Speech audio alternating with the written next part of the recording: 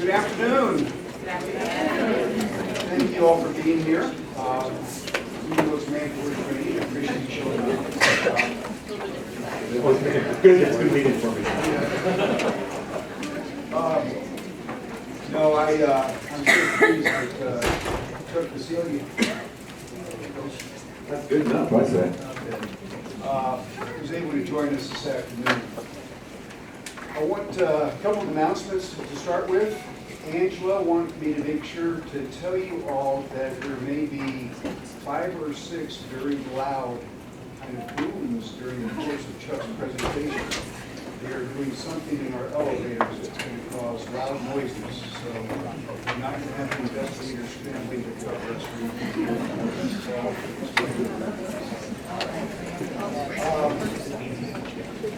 Last night, I attended the last session of this year's DA Citizens Academy. This is our 7th academy, and this was the last meeting of the 7th academy. So they meet for about 3 hours once a week for 12 weeks.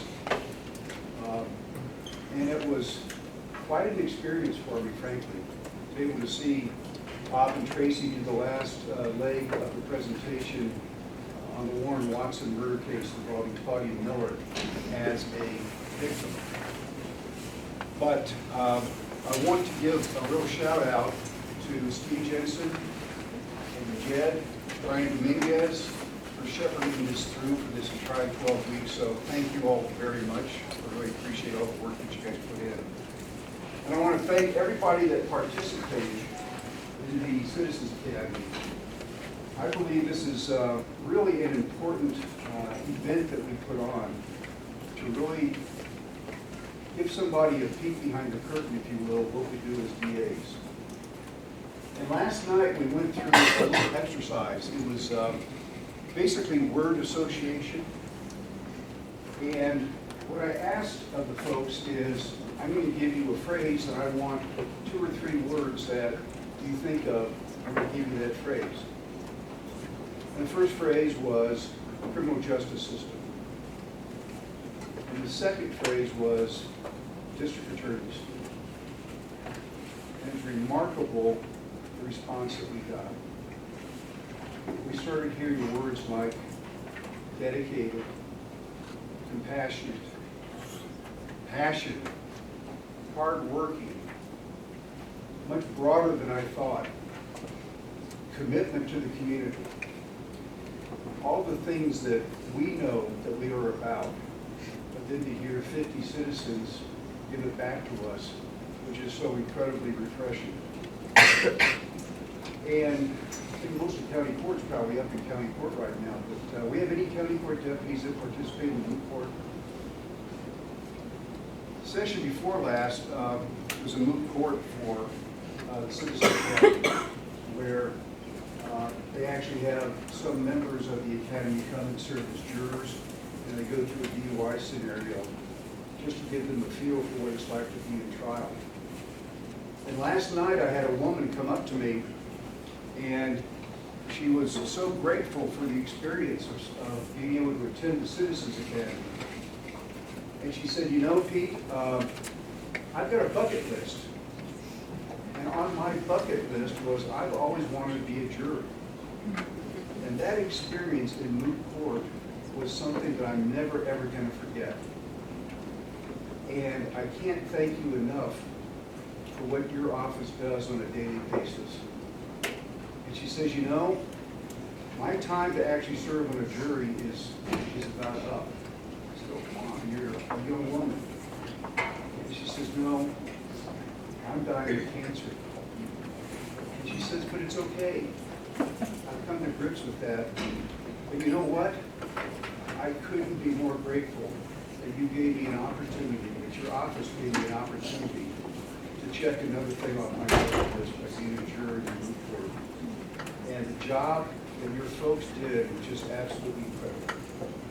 So that's the kind of feedback that we were receiving from the citizens, asking what they could do for us. And basically just saying what you can do for us now is to be ambassadors for this office, ambassadors for law enforcement and the job that the police, the first responders are doing on a daily basis, and the job that all of us are doing on their behalf. Here are just effusive in the praise of the folks that presented. So they were able to get some insight into what we all know, and that is that we have very special people that work in this office, and we do very special work. So I'm so very proud to be associated with all of you, so thank you for all that work. This, to some extent, is just an extension of that. Again, I'm so pleased that Chuck is available to share with us for the next hour and a half or 2 hours. I think one of the things that is most pressing in our entire community right now, goes to the heart of our system, is trust in our system. Our system starts to fail when that trust gets eroded. And it doesn't take very many instances to start to raise some doubts in the public mind with respect to who we have involved in our criminal justice system. And they start painting with a broad brush. So in enhancing that trust, making sure that we are doing the best job we can do is just so incredibly important. And that's why, frankly, I don't like having mandatory meetings, but why it's so important to have the entire staff participate with Chuck in the next hour or so, 2 hours, and try to learn what we can. Chuck is here not because we have indications of any issues or problems, but he's here to educate us further to make sure that we know what to do if, in fact, there are instances where we should be aware of one another, aware of circumstances, and making sure we're taking appropriate action. I'm also reminded in this vein that given the kind of work that we do, please remember that we have resources available. Dr. Nicoletti and his staff are available to all of you. We pay for any services that anyone may need, and it's done confidentially. So if the trauma of the job in any way, shape, or form is getting to you, if you need any kind of help, do not hesitate to reach out to Dr. Nicoletti. We do not know who uses his services. All we do is we pay the bill. So it's so important that we keep each other healthy, keep ourselves healthy. And I think Chuck's presentation will go a long way for us to recognizing some potential pitfalls. So thank you all for taking time today. I know how busy everybody is, but I think that this is a very important area. And we couldn't have anyone better to help lead us through it than Chuck Syria. So, Chuck. All right, thanks, Pete. Rusher, big time. Hey, a couple things. First, what Pete didn't add is that I admire him greatly, and so I consider it an honor to get a chance to talk to you. But more importantly, I appreciate you taking time out from fighting crime and all to talk a little bit about you and making work a better place to be. So I recognize a ton of people in the room. You might not recall this. I did this program here, a little bit different, about 6 years ago. I have no idea how many of you have worked here since that time, but it's been a time since we last had a chance to talk about this. So once again, if you have a firm understanding of these rules, please chime in, help contribute to make it work a bit better place to be. But let me just make sure I get the introduction off my chest. We're going to be done before 5 o'clock, just so you're aware of that. Your time is valuable to us. I already appreciate the chance to hold your attention for a little bit. I would ask you to throw down with some thoughts you have. Got a number of questions for you to navigate. Like to get a consensus from you about what you think is appropriate in the workplace. In addition, you may or may not know, it's all good news with me. Happen to be a lawyer, universally considered to be good news. But even better with me, I am not particularly sensitive. We're not going to work our way towards a big group hug at the end of our session. There's never a kumbaya moment with me where we grasp hands and burst into song. I don't break you down and build you back up again, and no one ends up in the fetal position crying like a baby at any point during one of my programs. But I'll tell you why these classes have become abundantly important to me. You've read recent news, even about district attorneys' offices, when it comes to the appropriate treatment of others. So can I give you myself why you want to be in one of these classes, even though I know you don't want to be in one of these classes? So I'm going to ask you 2 questions just to prime the pump. The first one, and everybody can contribute, is this. Has anybody in this room ever said something to another person that moments later you wish you could have taken back? that makes you super normal. And I went, yeah. Somebody goes, today? That's insightful. That makes you very normal, by the way, and I want to make that clear, is that really that's all I want to talk about. We often assign poor character to people. You can't even raise the subject of workplace discrimination and harassment without people immediately going there, to the dark place, where they think people of poor character are the people who are swept up into this problem. I take an entirely different view. I think the best among us can screw it up. And by the way, a lot of us do. And so you need to know these classes are self-defense classes for modern workplace warriors like all of you, so you can mind yourself and others. Can I ask you a second question why you really want to be in these classes? And it's really important that you think about it in less than 2 hours. So the second question is this, and I know you alluded to this in the introduction. So this talks about the trust that you hold in each other. So this question is pretty easy. Is there a right way and a wrong way to talk to you? Thank you. I'm not tricking you. You don't get voted off Survivor Island in my class. I wear it all on my sleeve. I happen to believe, among every one of you, even though I stun people with my extroverted personality, I think everyone's thinking right now, is there a right way and a wrong way to talk to every human being? Yes. I hope you think about that, and I hope you get something out of this class along those lines. Because the struggle for me is, I think everybody has a right way and a wrong way to talk to them. But you know what's often missing in these classes? When's the last time you told somebody what that was? Or do we have to fish around to try to figure out what your boundary is in the workplace? So I've changed my class in those 6 years to talk about strategies. How do we tell people what is the appropriate way for us to navigate work? So let's go through it. You might remember just a few things. Happen to be extraordinarily extroverted. For me, I'm happy all the time. A lot of people aren't, so I'm annoying to half the room. Whenever I walk into a room, I'm one of those people who think everybody is awesome, and I rarely has heard a discouraging word with me. That's a tough sell in modern day workplaces. The other thing is I don't give people a break. Because it's like herding cats to get you back in and back out. Would you feel comfortable, since you work here, taking your own break as you need it? I'm good with that. From a huge Italian family, there's not a dinner that goes by that somebody doesn't get up from the table, often in anger, many times in tears, and leave the room. So I'm going to hold you to that standard. You will not offend me if you need to leave the room. I'm also understanding that you're working right now, so I'm one of the few educators that tells people that you can have your phones, computers with you. I know you're monitoring them during the course of your day anyway. As long as you silence them and leave the room to engage the use of a cell phone or computer, that's awesome with me. So stay, though, for the culmination of this program, and you'll get something out of the class. So let's go through it fairly quickly. Have you heard of hashtag #MeToo? This kind of makes my class a little easier to teach, especially when we talk about relationships between employees. You might have seen just this week the CEO of McDonald's, long-standing CEO of McDonald's, just got jettisoned from his job for a consensual relationship with a subordinate. That actually, in many ways, is the product of modern times. The last 2 years of hashtag #MeToo is the behavior of supervisors drawing incredible scrutiny like it never has before in this country. So I'm going to talk a little bit about hashtag #MeToo from this sense. So amazingly enough, you know as well as I do, I could not agree more. The timing to talk about this is apt. Secondarily, though, it's not just about workplace harassment. Most claims I get of workplace harassment, and I've done this for 25 years, amazingly aren't workplace harassment. They're just where people have ground down the gears of a relationship. They're upset with the way they're being treated, but it in no way implicates our civil rights laws.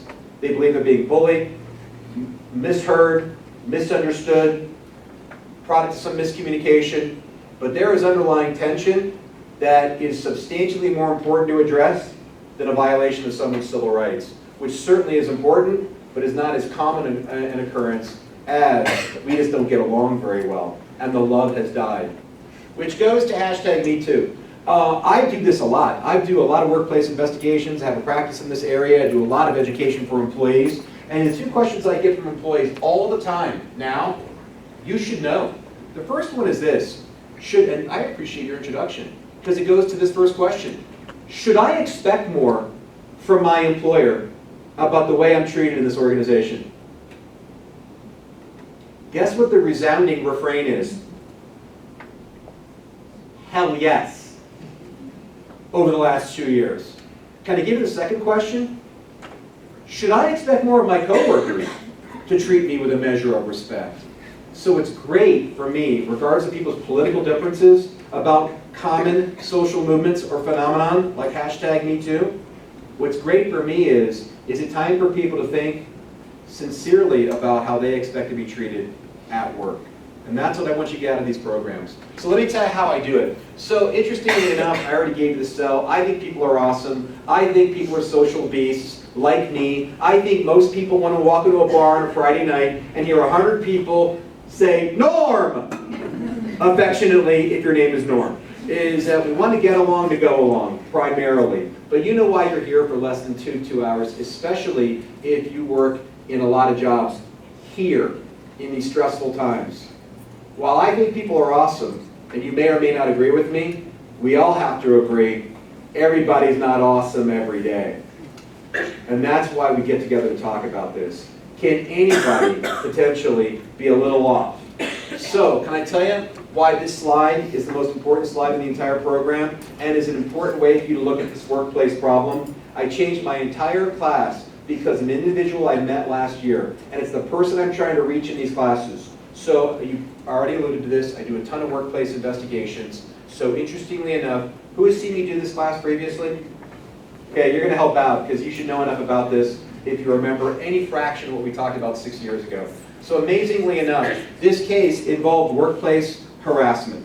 I get called in to do the investigation, and interestingly enough, the person accused of workplace harassment, here's where it gets off the rails pretty quickly. The person accused of workplace harassment was a young woman in her 20s. Now this is something of an unusual circumstance because in my world, and I've been doing this for a long time, young women in their 20s are not commonly the alleged harasser. They're more commonly the alleged victim. But you know as well as I that the world's changing dramatically. Are women just as capable as men of ruining somebody's day? You know who you are. And so she's well equipped. Can I just give you a quick version of this because there's a lot for us to do, but I want to put you in this world immediately. I push people in the deep end of the pool because I have this type of personality, and I want you to struggle a little bit. So amazingly enough, this person, and I'll help you understand this case. Have you ever seen the movie Mean Girls? This will help you considerably. So if you're unfamiliar with this movie, Regina George is the mean girl of her high school, and she lords over all the members of her high school, but primarily 4 women, including Lindsay Lohan. So interestingly enough, this woman, Regina George, raises hell in her workplace. She is absolutely horrible to her female coworkers. That's why we have to talk about this measure of respect. What do I mean by horrible? She actually impugns the reputation of her coworkers. She makes up bald-faced lies about their sexual proclivities, who they like, who they don't like, what they do on their own time. She is horrible about their comments about their physical appearance, whether they're attractive, not attractive, what they wear, how they appear. She is so mean and puts them down. Some of you may have even felt this type of behavior in your own life. So finally, these 4 women who work with Regina George, they're all peers, muster enough courage to go and complain that she is mistreating them. So I'm going to see who knows anything about this area of the law. Regina George treats men favorably, even flirtatiously, and treats 4 of her female coworkers horrifically. Is that sufficient evidence to raise a coherent claim of workplace discrimination, including the particular problem of workplace harassment? Yes. Yes, you gotta know it. I do this class quickly. Interestingly enough, all harassment is discrimination. All discrimination is treating people differently. So have they had sufficient interactions with her to raise a complaint or concern about her behavior? I get assigned to do the investigation. I talk to, it's actually why Pete asked me to come talk to you. Can I tell you the commitment of the office to you? It's the same as this organization. Do you think in any conflict there's at least 2 sides? Now I'm treading into your world. There's at least 2 sides. Hey, get this. Do you think both sides or all sides in that conflict should be heard? By the way, that is the commitment this office has made to you when it comes to this underlying problem. So, I talked to everybody who's raising allegations against Regina George in this internal investigation. I talked to peripheral witnesses who are corroborating in these statements. So do you think I have an obligation to now confront Regina George with the allegations against her? Yes. I sit her down. I've done this 1,000 times. I said, be accused of workplace sexual harassment. 4 people have raised complaints about you. I'd like to talk to you about these allegations and obtain a statement from you in response to these allegations. It gets amazingly, here's what happens. We start to press into the first allegations, and some of you experience this. She gives me the look like I'm crazy. And I am a little bit crazy, so a lot of you can identify with this. She gives me the look like I'm crazy. You've been in these cases. She looks at me like I'm crazy. Wide-eyed, her mouth drops open, and here's where you get to come to play. Because I want you to process this. She looks at me and she says this. True story, just last summer. And she says, are you ready? As we're talking about her alleged transgressions, she says as follows. I'm going to do it as me. So I do all the role playing. I'm Regina George. You're me. Okay, you ready? Buckle your seatbelt, because here's how it goes down. So there's one row between us. I can't actually physically harm you. But I want to prepare you. So here's what she says to me. I'm not rude. I'm just honest. And then, like you, I was super intimidated, so good on you. I was like, so can I tell you, I mean, I try to inject a bit of humor into this, but she really threw me for a loop. So can you just process this fairly quickly? You know nothing about this area of the law, but I want to talk about work. What do you make of that first part of her comment? I'm not rude. How did it land on you? Awesome, yeah. That's it. What I do is not rocket science. I'm not a brain surgeon. I just work with people every day. When someone walks in a room full of people and says, I'm not rude, what are most people going to think? As my youngest daughter would say, you're hella rude. I love that expression. I have no idea what it means, but it's so it's awesome. I'm culturally appropriating a younger generation. So amazingly, it's funny. So you know, I have to tell you though, I live in this world of conflict. Is that a just rash denial? Yeah, I mean, you've all done this. Do people deny things all the time? No one wants to be confronted with their deepest, darkest problem behaviors. If you walk in a room full of people, I mean, if someone says, I'm no racist, what's the first thought that pops in your head? Dude, why are you saying that?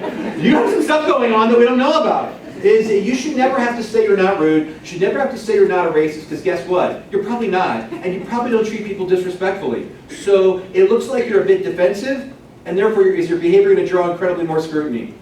So that's just a life lesson, just so you know. You're probably not rude, you're probably not a racist. Why are you telling people this? Which goes to the second part. You know why I want to talk to you about this? Why I've changed my entire way that people expect to be treated in the workplace? Because the second part of her comment really threw me for a loop. She's a new breed of cat for me. She's difficult for me to talk about, but she's someone who I want to reach in these classes. If you didn't catch the second part of her comment, it was, I'm just honest. I'm just honest. And she meant it. So, can you help process that for me? What was she telling us? So, like, you can't handle the truth. Go old Jack Nicholson. I have to tell you, this is so critical, and you can check out for the rest of the class if you understand this, and I mean this sincerely, is that this is problematic for me, and I'll tell you why. Would you say we somewhat live in difficult times? That there is a seemingly increased level of hostility out there, that people are really kind of down on a lot of other people, and there's a general crankiness in the land. I'm trying to change that, but there's a lot of crankiness out there. So amazingly enough, can I ask you a couple quick questions about her? Do you think honesty is a positive character trait?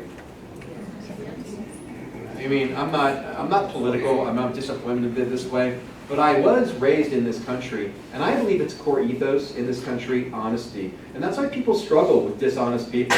At some level, they either have to rationalize it away, or they're incredibly off-put by people who do not tell the truth. And I think that's because if you were raised in this country, you learn the lessons of this country. For example, George Washington, at least by legend, had the poor judgment of chopping down a cherry tree, but he resurrected himself by doing what? He did not tell a lie.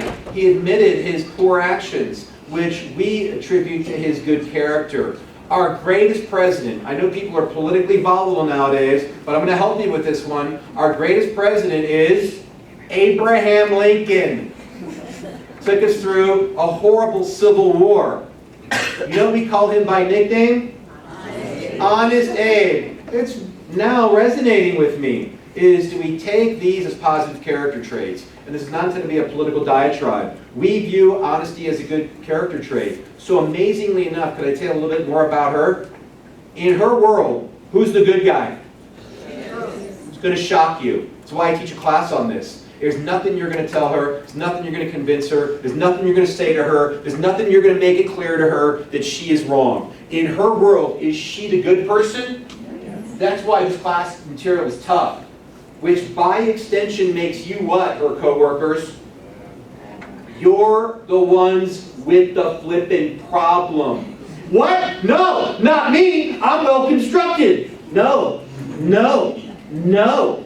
That's why you're here for less than 2 hours. She's the one who's constructed a world in which she can say anything to another human being, and that's completely acceptable. And quite frankly, are there a lot of people like this walking the earth right now?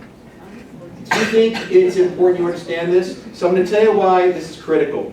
My class is not hard, but you got to know 5 things to get out of it. The first one is this. Her intentions are irrelevant. Whether she believes she's the most noble person in every room and speaking truth to power, that's meaningless to me. It's always about impact on others, period. That's why I asked you, is there a right way and a wrong way to talk to you? It matters under these rules a lot, and you should know that. Which goes to the second piece of this. I've actually changed my class because I've now broken the code on workplace harassment. And I'm going to impart it to you. I've now discovered that there are 2 grave sins of workplace interactions. And most cases of harassment fall into one of these 2 problems. The first one is obviously her problem. Can I tell you what it is? Fundamental lack of self-awareness. I mean this sincerely. She does not give a rip what her coworkers think about her, because what's she concentrating on? My worldview, my truth, that you must hear from me. But can I tell you why these classes are important? Should you care what other people think about you? Here's where I get the naysayers. Should you care what other people think about you? Yes. Hell yes! Does that include people on a jury that you're trying to communicate with? Yes! If you have no sense that it's important if other people have your back or not, how other people see you, how they perceive you, then you are going to struggle mightily like she has, because she falls into the sin of completely lacking self-awareness. And I'm trying to recapture this. Should you give some attention during the course of your life to how other people think about you in your interactions with them on a daily basis? Is that dude okay, or is that dude a jerk? And does it matter? A lot. But I tell you why I like talking to us. I came up with the second problem. I like us. I mean that. You're all good people, correct? So can I tell you the sin of good organizations? I think most of you care what other people think, and if you're trying to influence people in administering justice, I think you live it every day. So I don't worry about that too much for you. But I worry about the second sin of workplace harassment. And this is a sin that really I struggle with, and I see in the newspaper every day when good organizations, such as other district attorneys' offices, get swept up into allegations of disrespectful behavior. And it goes something like this. I'm now coined an expression called undue familiarity. It's not an Urban Dictionary yet, but when it gets there, I'm going to get a footnote on this one, I'm going to tell you. So undue familiarity is of my own construct, but you can easily identify with this, because you go to work like I do every day. Undue familiarity is the sin of we've worked together for so long that we have dispensed with the common social formalities in any social interaction. In other words, do you think there are rules primarily unwritten in every social interaction? I hope you think about this, because this is new stuff for a lot of people. So I'll give an example of this. If you go to your place of worship at any given point, are there rules posted on the front door? I'm going to help you with this one. No. But once you go to your place of worship, do you agree to abide by an entire set of social rules? You might dress differently, you might not use profane language, you might certainly be more receptive to hearing others and hearing the message that's trying to be imparted. Might it calm your condition or gentle your condition a bit more? And might you get some type of relief from the interaction? So are there rules in that construct? Today, at the end of the day, if you, like me, are going to stop by the King Soopers to pick up stuff for dinner, are you going, because you're hungrier than everyone else, Are you going to jump ahead of 7 people in the checkout line? Because you know in America, even though there's no law on this, is that the basis for a beatdown? We don't line cut. This is America. I got across the entire world. And do other countries have an entirely different social construct on this? Yes. And so please keep in mind, are there a ton of rules? So how do good employees screw this one up? We simply have dispensed with common rules of interaction. You know I'm fairly provocative, and I know you'll never forget this, because this is how I roll. But I tell you, I do this every day. You know what made me think about this problem, and I want you to think about it? I was doing a workplace investigation now. It's been over a year, and it reminds me of this problem. 2 employees, both men, both have worked there a long time. I believe one man's been there for 20 years. One day, they have an exchange. They have underlying differences, just so you know. But one day, they have an exchange in which one man turns to the other man and asks him this question. What sexual positions did your parents prefer? Don't think about it. It's late in the afternoon. It's only going to turn you off no matter what you do. Don't think about it. Do not think about it. Other than for me to ask you 2 questions, because this is critical to your understanding. Do you think you have to know someone fairly well to ask them that question?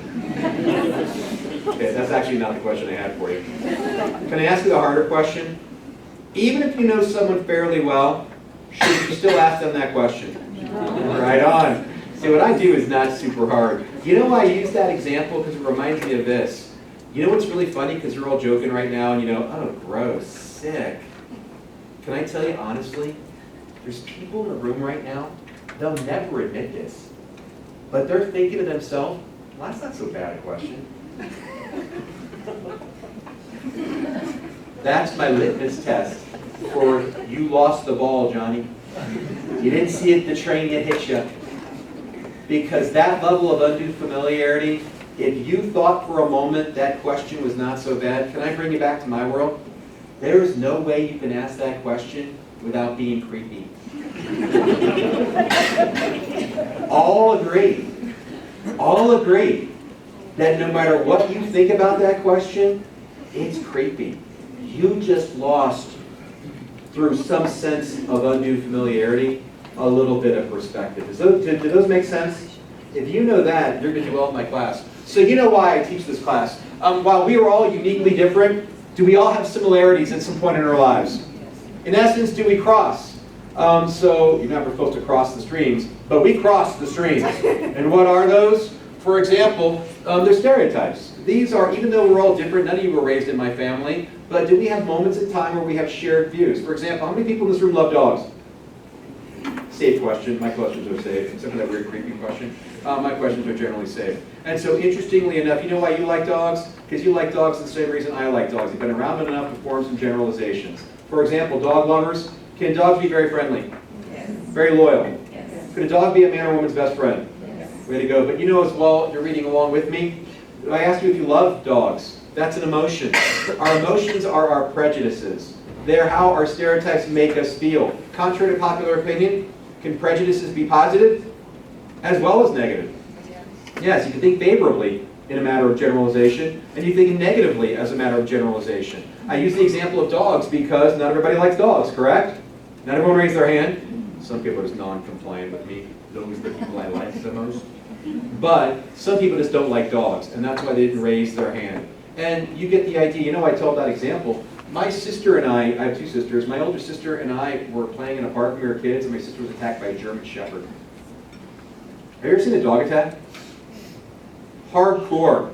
I still get goosebumps thinking about it. This thing tracked her down like prey, jumped on her, knocked her to the ground, started chewing on her back like a rag doll. Thankfully, people intervened, saved her. She recovered from her physical injuries, but you know where the story is going. After that, she was never good with our family's dog, which, by the way, was not a German Shepherd. She left our family's house at 18, something my dad insists upon for his kids. And she never had a dog of her own. She, coincidentally, like me, has 3 daughters. If you love dogs, what do kids commonly ask for? A puppy. My kids get a little Bernese Mountain Dog puppy, their best friend when they're growing up. My sister's kids, no dog. To this day, she was walking down the sidewalk here in Golden, and she saw a German Shepherd walking towards her on a leash more than 40 years after this attack. You know what she would do?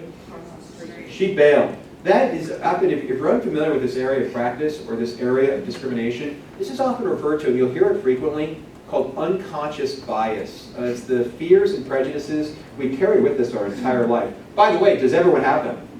That's often a difficult understanding for people. We all have these fears. And so amazingly, but can I tell you why you're in my class?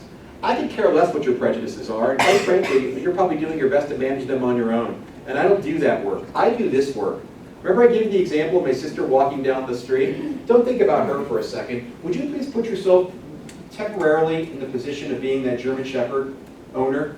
You're walking down a golden street that you've walked down 1,000 times, taking your beautiful German Shepherd evening stroll. You know your German Shepherd poses no harm to another human being, is well trained, on a leash, and could not hurt another human being. Today is somewhat weird because today you encounter my sister 10 feet away from you and your dog, dart across the street to evade. What could be a reasonable conclusion you could draw about my sister's behavior? Doesn't like dogs, thank you. But that's not this class. What's another conclusion could you draw? She's scared. Racist. I like how you go. That she might not like me very much. And I appreciate hearing it. That you think, because I told you a story about her not liking dogs, that's where we go. But you don't know what her underlying prejudices are. Could you maybe think she's afraid of you? And that's the squirrely world of discrimination. So can I make this class easier than you never had it before? All discrimination is treating people differently. But it's the observed behaviors that we have. Can every human being in this room tell when they're being treated differently? Yeah, that's why I like when Pete says, if you're having a problem, the starting point for a problem for me is, am I being treated differently in a manner that is different than the other people in this organization? And has it changed my expectations in the organization? So would you please help us with that? Can you tell us if you're being treated differently? Because if we don't know it, what are your rights? They may be way up here in the unprotected, rather than here when differential treatment is protected. And of course, all harassment is simply treating people differently with a point at the end of the stick. Can I play this game a little bit in depth? This would be fun for you and this audience. See those two people depicted right there, top and bottom? Which one appears to be friendlier? Awesome. I assume you mean the bottom depicted person. Why does the person who's on the bottom appear to be friendlier? Stereotyping 101. It's fun. $1 million smile. This is important for your understanding. We attribute positive personality to people who have an infectious smile. That person's got a Hollywood movie star smile. What do I mean by that? He shows all of his teeth when he smiles. A la Julia Roberts, the most famous living person smile on earth. Do we assign positive view of people who've got a killer smile? Which goes to the other thing, why does this person get a positive bump? Dress nicely. Can I tell you, I'm bringing you into my world, you may not believe this, and you probably won't believe this, but allegedly every human being has something of an implicit bias, often referred to as a beauty bias. That we assign positive traits and we treat people more favorably who are better looking. Consciously or subconsciously we do this. This is why the Kardashians have a multi-billion-dollar empire, even though they've contributed nothing to Earth. And people like me, and people who look like me, have to be funny. And if you're funny, you know what I'm talking about right now. You've got to compensate for what you don't bring to the table. Just so you know. So that's important. So, and then finally, there's one other positive stereotype here. What's his body posture? Leaning forward suggests what? Engaged. That's the word I'm looking for. Much more receptive. The guy on top is hilarious to me. Is that guy super intimidating? He is to me. So, and what makes him so intimidating? The scowl is where I go with first. That guy's facial depiction is hardcore. That's not a frowny face. That's a scowl. He's got a furrowed brow, laser beam eyes looking right through you, and that cleft in his chin looks like he could engulf a small planet. I'm all good with it, but it's kind of intimidating, just so you know. In addition, I love short hair. Big fan.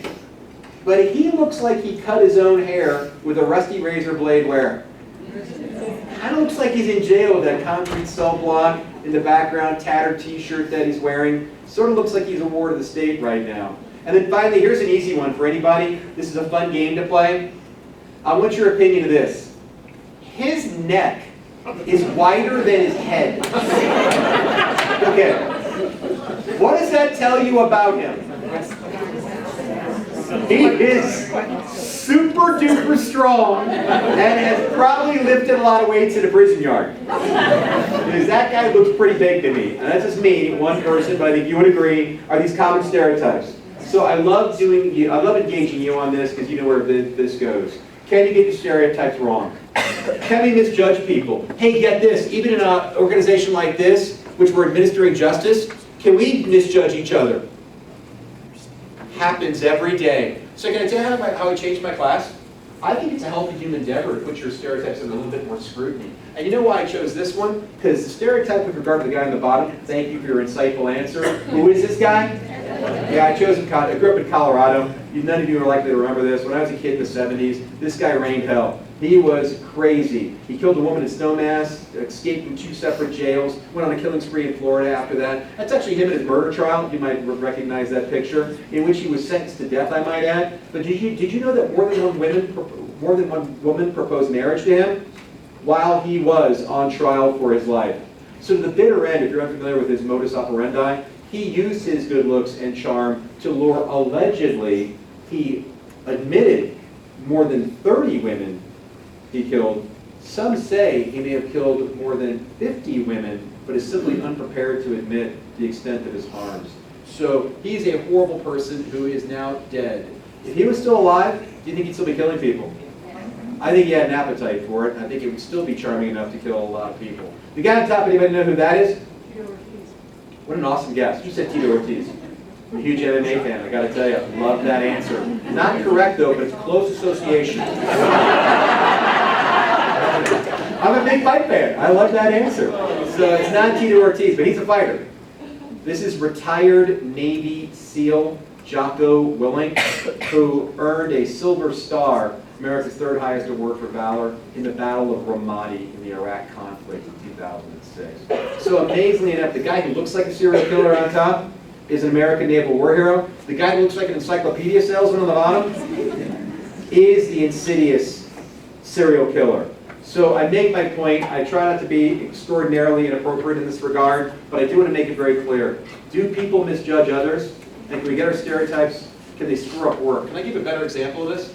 This is a true story that you may never have encountered in my experience. I had this happen. I'm curious what you think about it. Female employee is recently selected for opportunities for advancement. She got promoted. Following her promotion, 2 of her coworkers frequently teased her by insinuating she was only advanced because of her physical attractiveness and suggested open houses in the department she may have slept with her boss to be promoted. Is that problem behavior? Yes. Okay, you're all with me, right?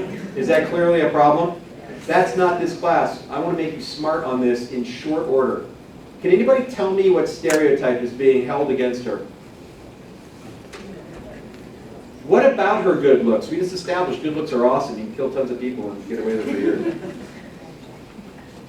Good looks are awesome. But what about her good looks? What's the negative stereotype with regard to good looks? But that's all she has.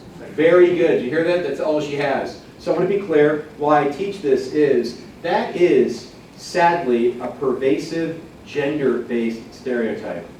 Gender-based stereotype. The notion that a woman who's good-looking can only get ahead using her feminine wiles or physical attractiveness, which is the same thing as saying she is fundamentally unqualified for work.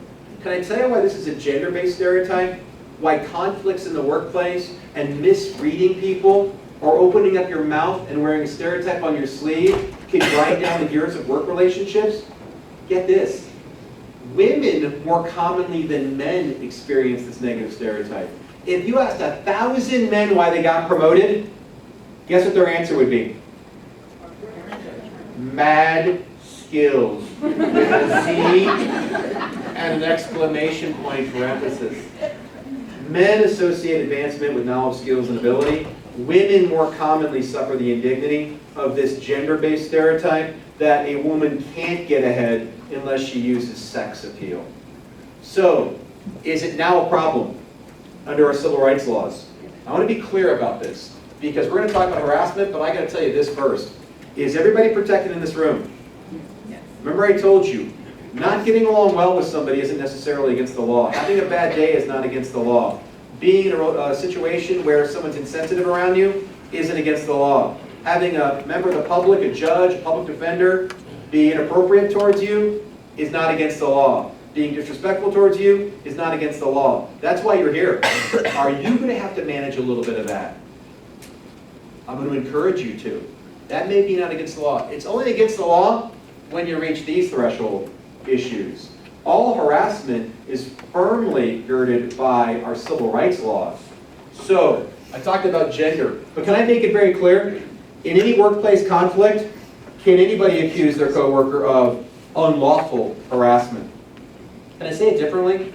Is every one of you protected under these civil rights laws? Can I tell you why I have a newfound passion for this? I've kind of been doing it a long time.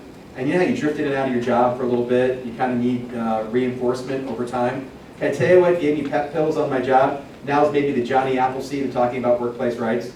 Amazingly enough, I was doing this class this summer. Guy in the back of the room, it's always a guy in the back of the room, goes, "Chuck!" You go, "Yes, sir." "Isn't it true?" "No, I'm in your world." "Isn't it true?"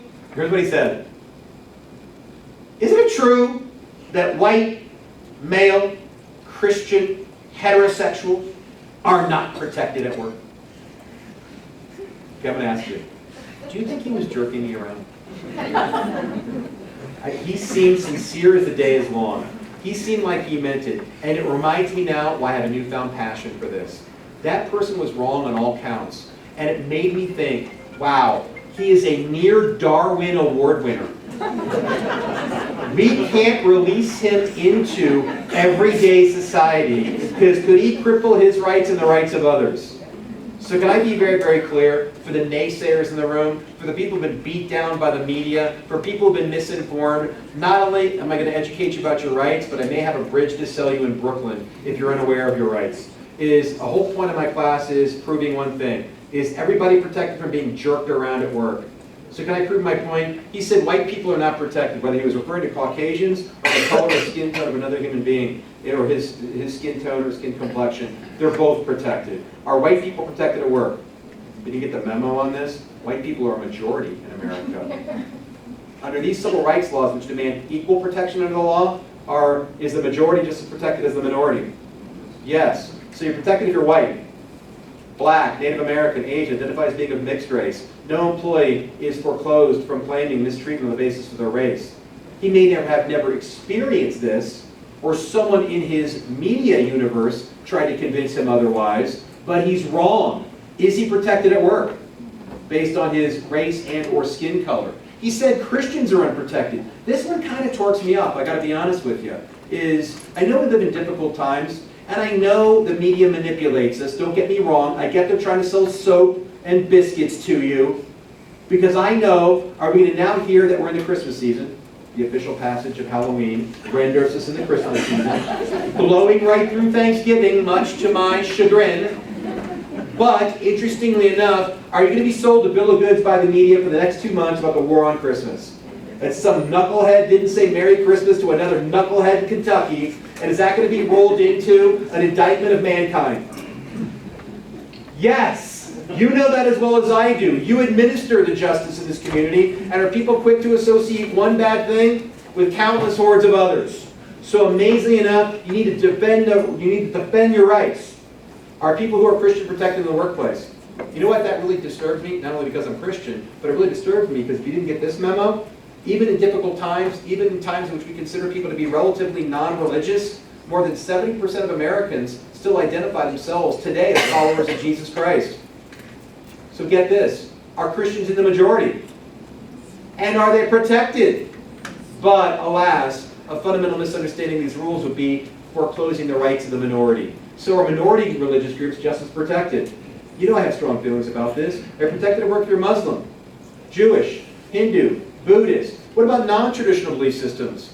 Wiccans, pagans, World Church of God, Pentecostal holiness, Hare Krishna, atheists, agnostics, Tom Cruise. Legit, Tom Cruise is the world's most famous. Everyone knows that. Everybody's protected. Can I tell you why I have passion for this, and it's important for your understanding? Because there's a lot of misinformation in these rules. Is everybody protected at work? So I'm going to ask you a couple hard questions about religion. See these asterisks? religion, pregnancy, and disability. Buckle your seatbelt, there's important learning to be had here. So these asterisks demonstrate one thing. The first rule about religion, though, I have to make very clear, is everybody protected essentially on the basis of the religion? Here's a hard question. What if you're not very religious? Awesome. You gotta know that to be a survivor is, are you just as protected if you're not particularly religious? In other words, do you have the right to be left alone? In my estimation, if you're religious, this should be the 11th commandment. Do not jerketh me around. And quite frankly, I think it's a foundational American principle. The right to be left alone. To be secure in the Fourth Amendment is do not jerk me around. And do Americans believe it? They do. So in religion, you have a right to be left alone. Can I give you the other two rights? The asterisk. You have a duty to accommodate your religious beliefs, your pregnancy, and a disability. Please remember that. It's in the handout. Please take one of these with you. If you fade in and out of consciousness like I do from time to time, this is a great way to regain your footing at the end of the class, so I encourage you to take it with you. And also has my phone number on the back if you want to have a little chit-chat about the content of this class. But interestingly enough, we have a duty to accommodate you. This is easy. The class is not that long. What's the most commonly requested religious accommodation in the United States? Awesome. If you didn't hear it, time to pray or worship in accordance with your faith. He said religious holy days or holidays. So interestingly enough, we have to consider your request. But you know what I like about us? Would you agree with me that this office is in the public service 24 hours a day, 7 days a week, 365 days a year? You should. Right, Pete? You should. So interestingly, if you're relatively low on the totem pole, could you be compelled to work on days you would otherwise prefer to have off, including a religious holiday such as Christmas? Because that's when the murders happen. And could you be working that day? Does that make sense? Okay, keep it going. Any questions so far? If I need a hug at this point. All right, I'm going to keep on moving. I got a lot of rights to talk to you about. Finally, the third rule is that we don't have to accommodate you if it would cause undue hardship on this office. So please remember that. That's rule number 3. Duty to accommodate, rule number 2. Rule number 3 is up to the point of undue hardship on this office's operation. Which goes to your national origin protected. This is an area in which most people well identify with workplace discrimination and mistreatment. Do we label people by their ethnicity, their heritage, their culture every day in this country? Can I give you 2 glaring examples of this, the positive and the negative, in which people feel clear understanding of these rules? My nephew, I'm from a big family, my nephew graduated in May from the University of Notre Dame. Anybody heard of this school? Go Irish. What's the name? What's their nickname? Go Irish. Yeah, not just Irish, but the Fighting Irish. So you know why I love that? Do you think everybody, and I'm from a family in which Notre Dame is Mecca, just so you know, but do you think everybody on the University of Notre Dame's ranked football team is Irish? I would venture to guess the answer is no. Is that just a stereotype about Irish people? Long-standing, I might add. And I got to tell you why I love my world. I don't hear anybody complaining about it to the NAACP, that Irish people are being mistreated in our society by being labeled combative. So is this generally a stereotype that the consensus of people accept? Yeah, no harm, no foul, right? Do people feel fairly comfortable labeling people? And by the way, I agree with it. If you're going to have people fielding a sports team, should you want them to be relatively combative, especially for that particular sport? So, no harm, no foul. Can I tell you the negative side of stereotyping on the basis of culture? I met the world's greatest employee last year. I do a lot of this work, and I can say, even though I like all of you, I met the world's greatest employee last year. This guy is awesome, and he's emblematic of why I teach this class. So he's the world's greatest employee, long-term employee, gets along with everybody, fun, funny, friendly, the kind of person every organization, quite frankly, needs and wants, is people who get along well with others. If you're not that person, raise your game, just so you know. But most people want people like that around. So I can tell you why this guy's an interesting case study in sexual and other harassment, is he starts walking around work. Did I tell you funny? He starts walking around work, and jokingly, he describes himself as a lazy Mexican. Okay, I'm going to ask you one question about this.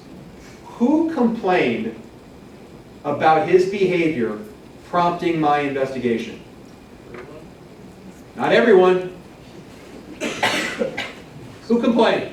Can you identify the person who complained? Some other Hispanic guy. Excellent. What I do is not rocket science. Another employee of Hispanic, Latino, Mexican, Chicano heritage has had enough of it. Why? The guy's just joking. But what's he doing? He's taking a negative stereotype and is he kicking it down the road? Even though he's having a good time, can other people latch onto that negative stereotype? And can that normalize that behavior at work? Okay, can I just talk about this? I did not do this investigation. But one of the allegations, and I don't try to call anybody else's bad, but this made front page news. One of the allegations involving one of the prosecutors, the deputy district attorney in the city and county of Denver, was walking around work with a baseball bat. Okay, can I just don't judge, don't judge. If no one says anything when someone's walking around work with a baseball bat, do you think someone could think that's pretty normal? Have you ever seen the movie The Untouchables? The Al Capone character? None of you are old enough to remember this. Well, to me, walking around with a baseball bat, especially if you're of Italian heritage, it doesn't work for me. I'm going to tell you. If you go watch the Untouchables film, then you'll get it. But here's my point. If that behavior is normalized, might people think it's totally acceptable to do that? So the person says, not for me. Lazy Mexican isn't going to work for me. And number one, does it matter the intentions of the person that is joking? Irrelevant. Number two, do bystanders have rights in the workplace?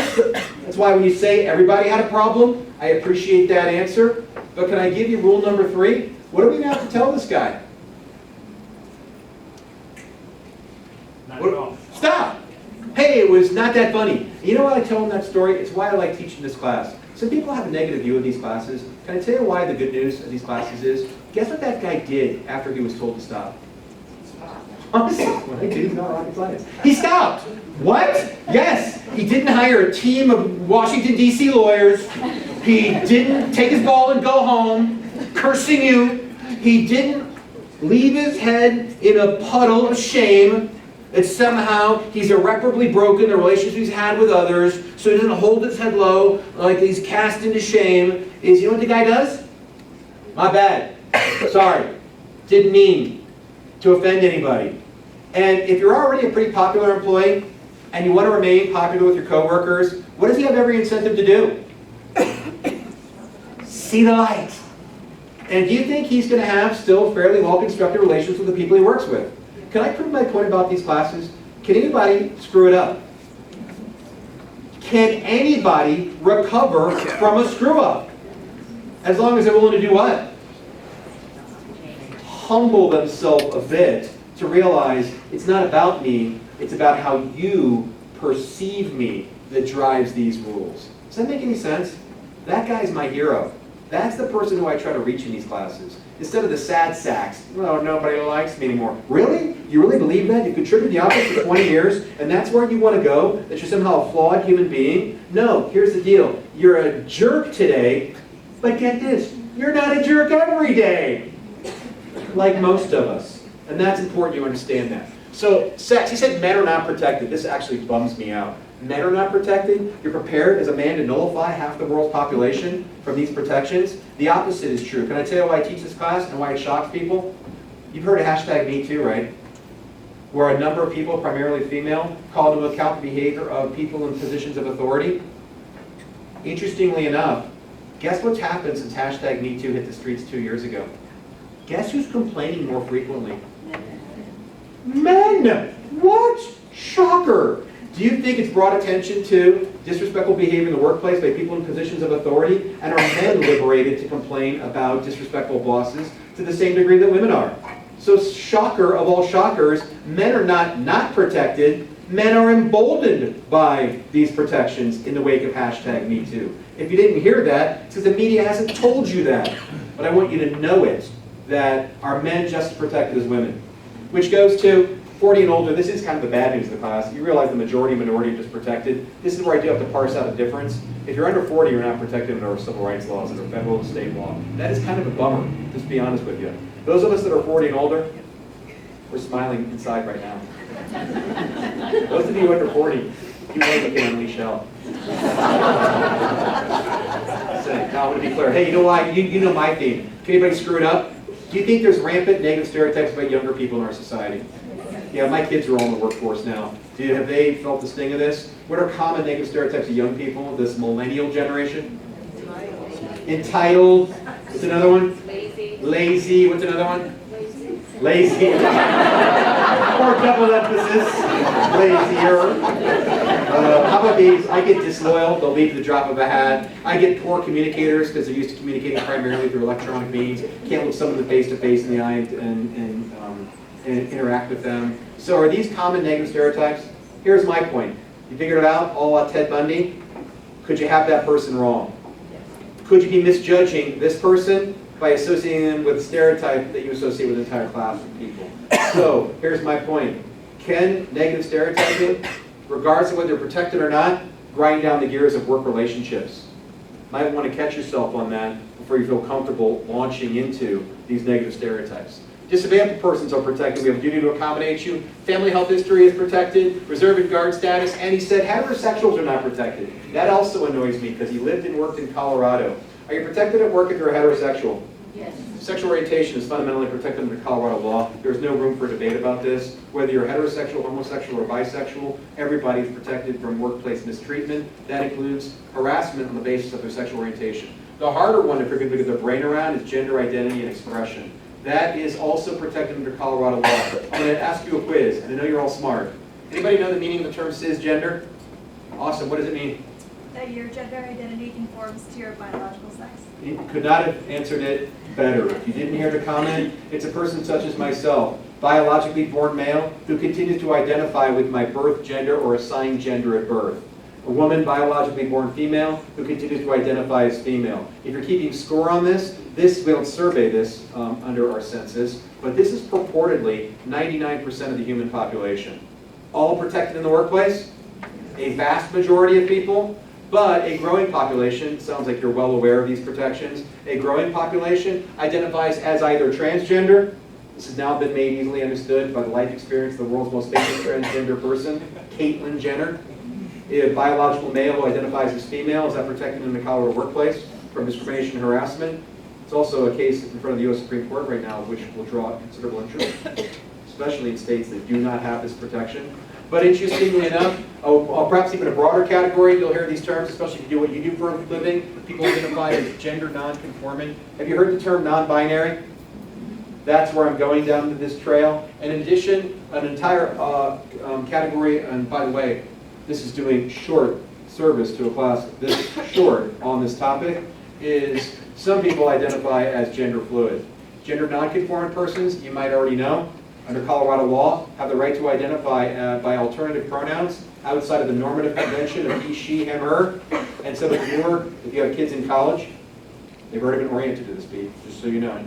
They've already been oriented to this, is the right to identify by alternative pronouns such as the singular, they, she, she, a, her. I get every version. Mix, MX for the form of identification to the Mr. and Ms. Everybody's protected. Questions on that? Okay, do good people screw it up every day? By the way, can I be clear about this since I talk to these issues every day? Not everybody agrees with these protections. That's not the issue in this class. By virtue of accepting one paycheck from this office, are you just as committed as I am to ensuring you don't harm anybody as a result of these protections? Hey, I've been doing this for 25 years. This may shock you. Do you think there's still people on earth who think women shouldn't be at work? Amazingly, yes. Despite 50 years of civil rights protections, do a lot of people disagree with a lot of these protections? That's not the point of these protections. It's we agree to be bound by these protections as a matter of the rule of law. So understand that. All right, so let's talk about it. Now it's easy. Remember her? Is she a victim of workplace harassment? I can take this out fairly quickly. So interestingly enough, there's only 2 claims of harassment. That's why the class is shorter. Now we need to talk about our strategies for making the problem go away. So she's a victim of workplace harassment. You need to know this. There's only 2 tangible claims of workplace harassment. The first one, it falls into the category of quid pro quo, Latin expression of which many of you are well aware, meaning this for that. Quid pro quo harassment, I don't talk about to the same degree I used to because of the heavy lifting of #MeToo. Every hashtag #MeToo allegation was a situation where a person in a position of authority either abused or misused their authority, at least by allegation, to exact a sexual demand. Is that fundamentally against the law? Has it been against the law?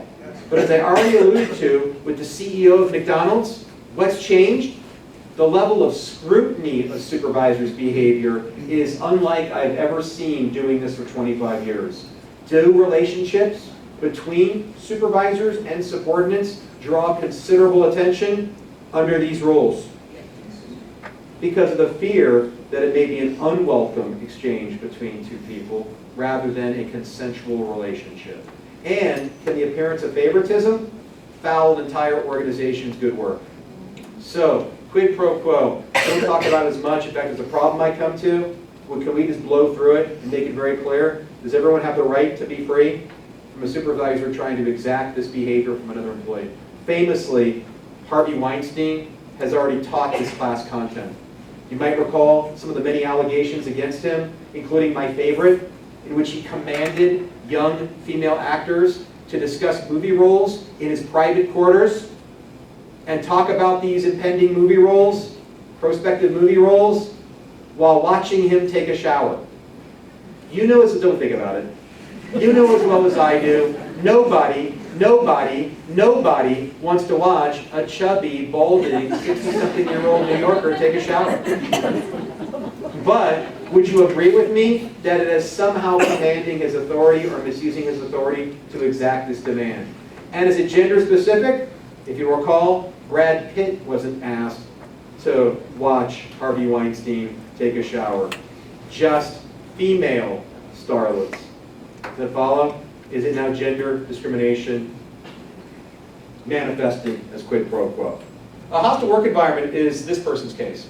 So can we talk about it? And I know you know these rules.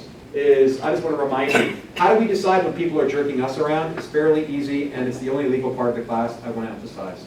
So to be harassment, you have to meet a three-part test. Not only does it have to be unlawful on the basis of your membership in a protected group, we established that. Me not liking you, I'll give you an example of this. I still have a law practice, and it's interesting because people call me a lot for advice, including employees, and they ask me questions like this. My supervisor is critical of my work performance. That's harassment. Can you process that with me? My coworkers don't like me. My coworkers forgot my birthday. Okay, are any of those harassment? Okay, good on you. But can I tell you how this one is harassment? First, the behavior has to be unwelcome. This is easy for us. A lot of you know this. You've been through this rodeo in the past, and you can read it in the handout. Who decides what's an unwelcome experience at work? Recipient.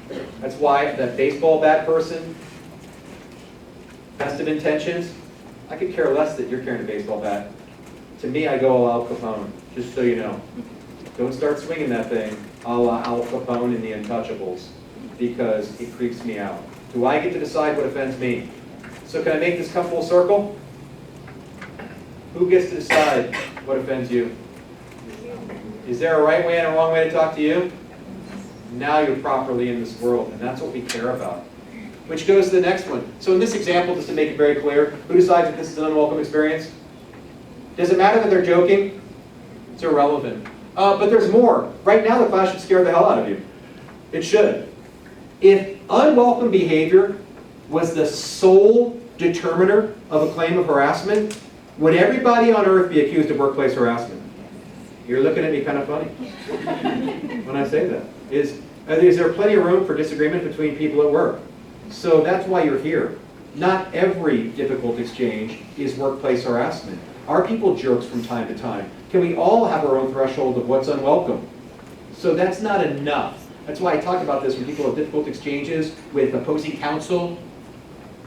Hey, they may not be not liking you because of your race, your religion, your gender. They just want to crush you to death because they're opposing you in a battle, a war being waged. Is that against the law? Probably not. Is it something we should address? Definitely so.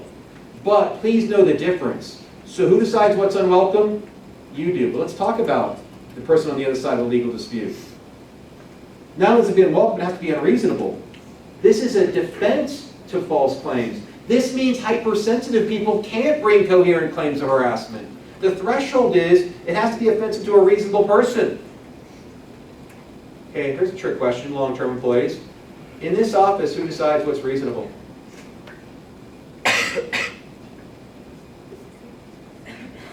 In this office, who decides what's reasonable? Not you. Other than to say, the collective you, it's ultimately the organization's decision. It's ultimately his decision, quite frankly, and I mean that sincerely. Could he hold you to an inordinately high standard of how you should treat each other? Quite frankly, I'm old school. I believe you should be held to a higher standard, and supervisors to an even higher standard, because are you modern day knights? I know you're not sappy. I'm a romantic. Are you modern day knights fighting the fight? Did knights get held to a higher standard than other segments of our society? So, to me, should you expect better treatment from your peers? I would if I worked in your office. You're the knight today, friend, and you're not being very chivalrous.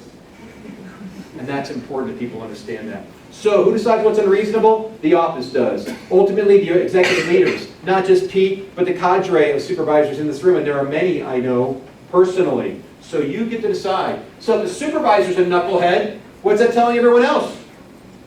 Knucklehead away.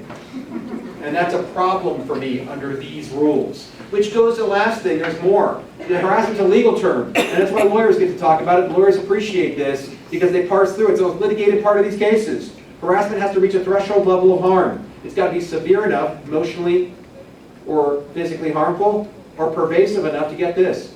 Alter the conditions of your job. So you know as well as I do, a petty slight, someone forgetting your birthday, is probably not going to be enough to be severe or pervasive. Can I prove my point with her? This is easy. I'm going to ask you a couple questions. You know she decides that this is unwelcome. Do you think this behavior is unreasonable? Can I just help you? Unreasonableness is determined by impact.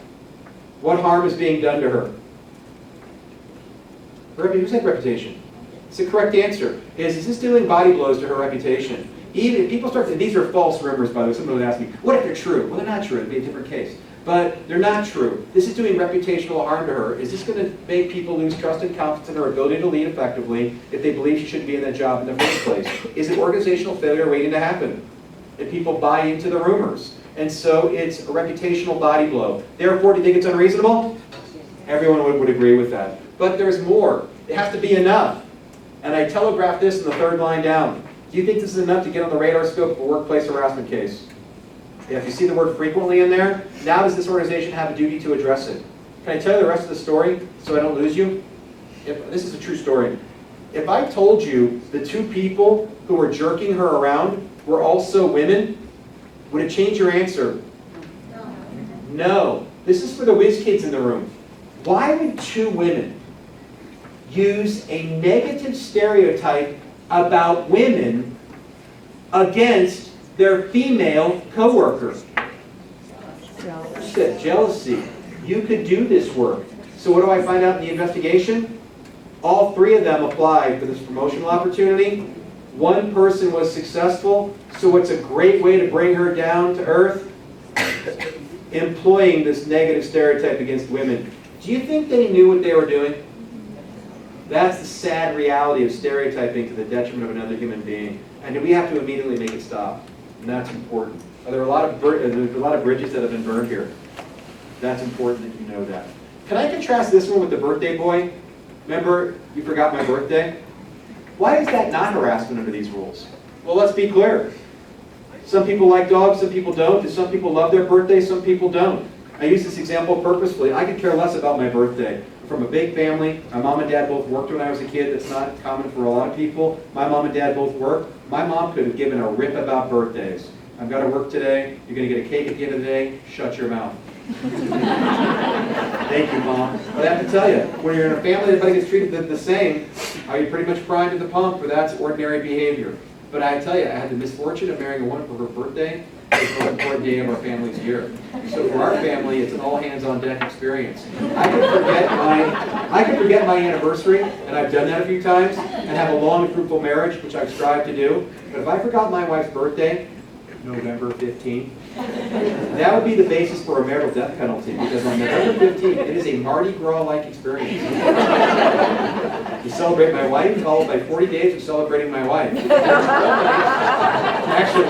Which culminates in Christmas, another day my wife loves, and filled with gift giving. So, interesting enough, it's a heavy burden on me. So I joke my way through the class, but I want to be clear, you have to have different perspectives to do well in this area. It's not about you every day, right? I could care less about birthdays. For other people, could forgetting their birthday be an unwelcome experience if they really care about it? So can I put you in my world? You know as well as I do, it's got to be unreasonable. Do you think it's fairly reasonable to forget people's birthdays? You don't have to be a lawyer to know that. You get a lot of stuff going on in your big brains. I can't remember every day in the year. I forgot your birthday. Sorry, forgot your birthday. Fairly normal? Fairly normal, not unreasonable. Can I tell you why I show up to darken people's doors to make them think differently? In my world, that's not the end of it. In some organizations, they actually celebrate birthdays. Like this. There's a do-gooder, little Mother Teresa at work who posts everybody's birthdays in the break room. And on birthdays, they get Pete to bring in a cupcake. Go, I know you don't care, but we appreciate you so much. Come on up and get little chocolate donuts on your birthday. And I know you don't need little chocolate donuts on your birthday, because I know you're hard-hearted about this, and right now you're wondering, why is this class not over yet? But interestingly enough, would you soften your condition a little bit, because I'm going to bring you into my world, is even though you don't need donuts or cupcakes on your birthday, the minute you go up and get a donut or cupcake, are you going to feel like your coworkers appreciate you one iota more? They like me. They really like me. Like you just won the Academy Award among your peers. So can I tell you how my world is twisted and odd and why I bring you into it frequently? Amazingly enough, I'm going to make you into my world. You're hard-hearted, right? You can't even stand this story right now because you think it's silly. Because you can care less about other people's birthdays, including your own, and you'd rather use it to burn someone in effigy.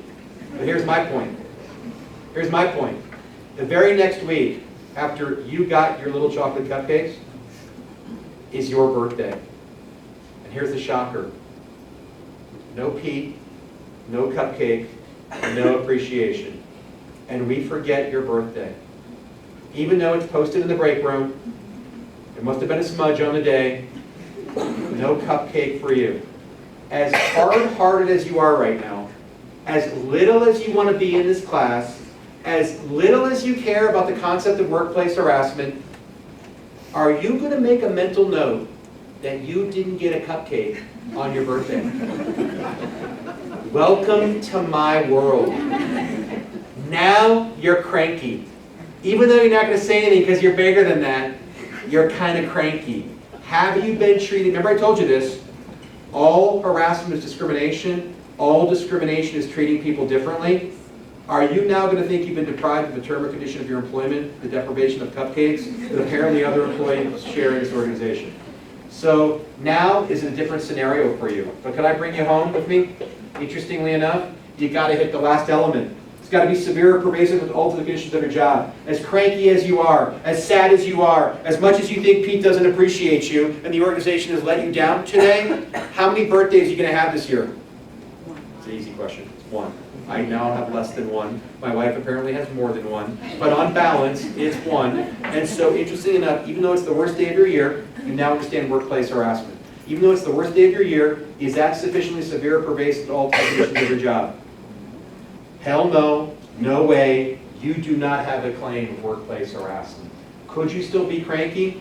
So are you going to now have to engage the problem? Are you going to have to consider what the appropriate boundaries are and expectations for you? Where's my cupcake? And that's where I want this class to go. So interestingly enough, you just did the law of harassment. So that's the quid pro quo case. Keep that in mind. Let's talk about making the problem go away, and our class will end before 5. I need you to know a few things to be dangerous. So this is a case I like to use. It's fun for me. It's a real-life story. Two coworkers, a man and a woman. And I'm not encouraging this behavior, by the way. If you can't tell, I'm on a super short marital leash. Maybe my wife, as some of you may someday. Would you please defend me? So this is just by way of a teachable moment. These two employees are having a relationship at work. They're going to have an affair. They engage in sexually provocative banter back and forth with each other, and I think it's going to culminate in an affair. However, I need you to process this. One day, the male employee accuses the female employee of sexual harassment by their mutual dalliance in the workplace. Does he have a claim?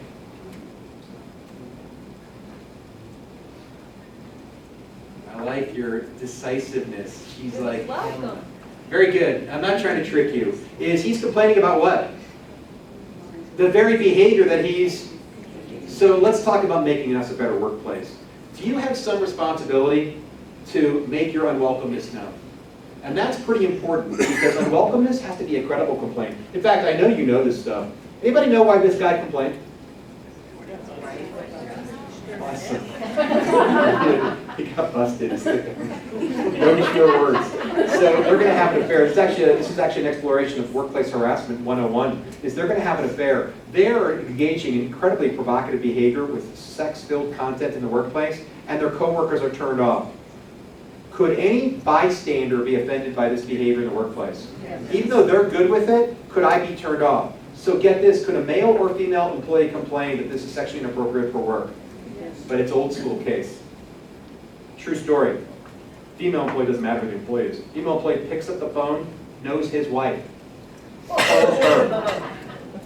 Hey Mary, it's Betty. Yes, down at the first. I know I haven't seen you in ages. Why am I calling? It's about your man. Train wreck in progress. 2 wheels off the track. Crash is imminent. Click. He gets home confronted with these dalliance he's having with a coworker. And because I live in this world and some of you are well familiar with it, what does he do to try to preserve his marriage? He throws his paramour under the love bus and accuses her of workplace harassment, which he complains the very next day to organizational leadership that is being harassed. Can I mention it very clearly? You know as well as I do. As we investigate that, is it fairly clear the only reason he complained is because he got busted? And does that impugn his credibility? So I need to make it very clear, this is important. If you engage in certain behaviors, are you in essence inviting people to engage in similar behaviors in return? So you have to first learn your boundaries before you hold other people accountable to their boundaries. And I know you know that, but please be aware of that. Is that where undue familiarity can drift you away from some semblance of respectful behavior? Next one, I like our policy here, is that I like how you roll. Can I mention a couple things about this policy guidance? It says 0 tolerance. Is that a fairly lofty or aspirational standard? I like it. I like it. It also has an incredibly broad definition of harassment. Can I make this clear? This is why you're in the class. Remember, it's all about mutual respect for each other. Could almost any negative exchange reach the threshold of workplace harassment? Yes. I'm going to talk about that. Next one is, I love this. This is why I came. Your policy encourages people to set those boundaries. I love this language. Why does it say try? Because the person who is offensive to you has significantly more juice over you. Power, authority, privilege, the Harvey Weinsteins of the world. Could they be tough to take on? But it is encouraged to try to set your boundaries. I'm going to give you 3 surefire strategies to make that happen today. And then, who can you go to? Any supervisor. Hey, can I make this clear? What if your supervisor is the problem?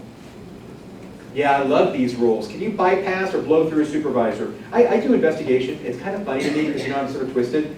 I get supervisors that I'm interviewing these investigations, and they always do one of these things. Why, Chuck? Why? Why didn't the employee come to me first to raise this concern?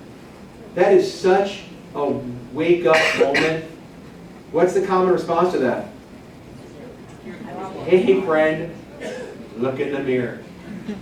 You might be viewed by your employee as part of the problem. No, non-recognition on my face. Are you kidding me?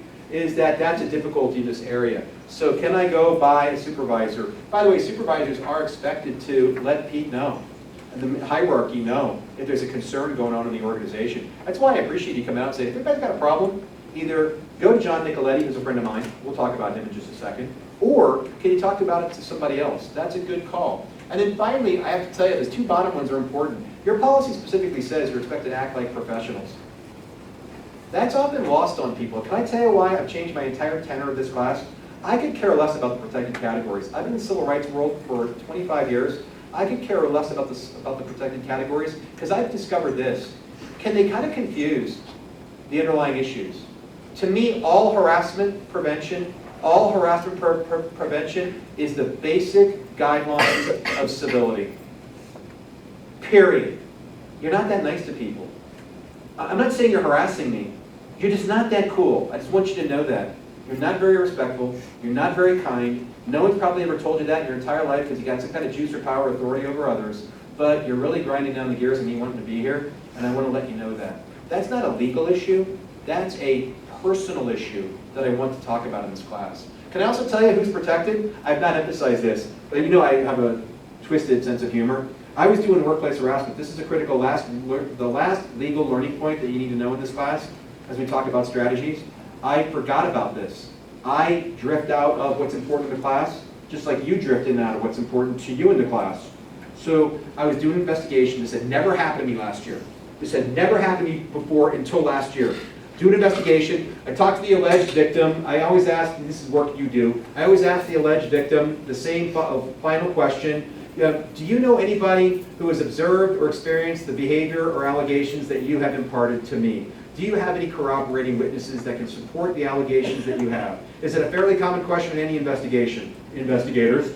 Clearly yes. So this employee does what is not uncommon. Oh my gosh, you should talk to John in my department. John has seen all these behaviors go down. He can reinforce all these behaviors. So let's talk about our commitment to you. It's why I'm here.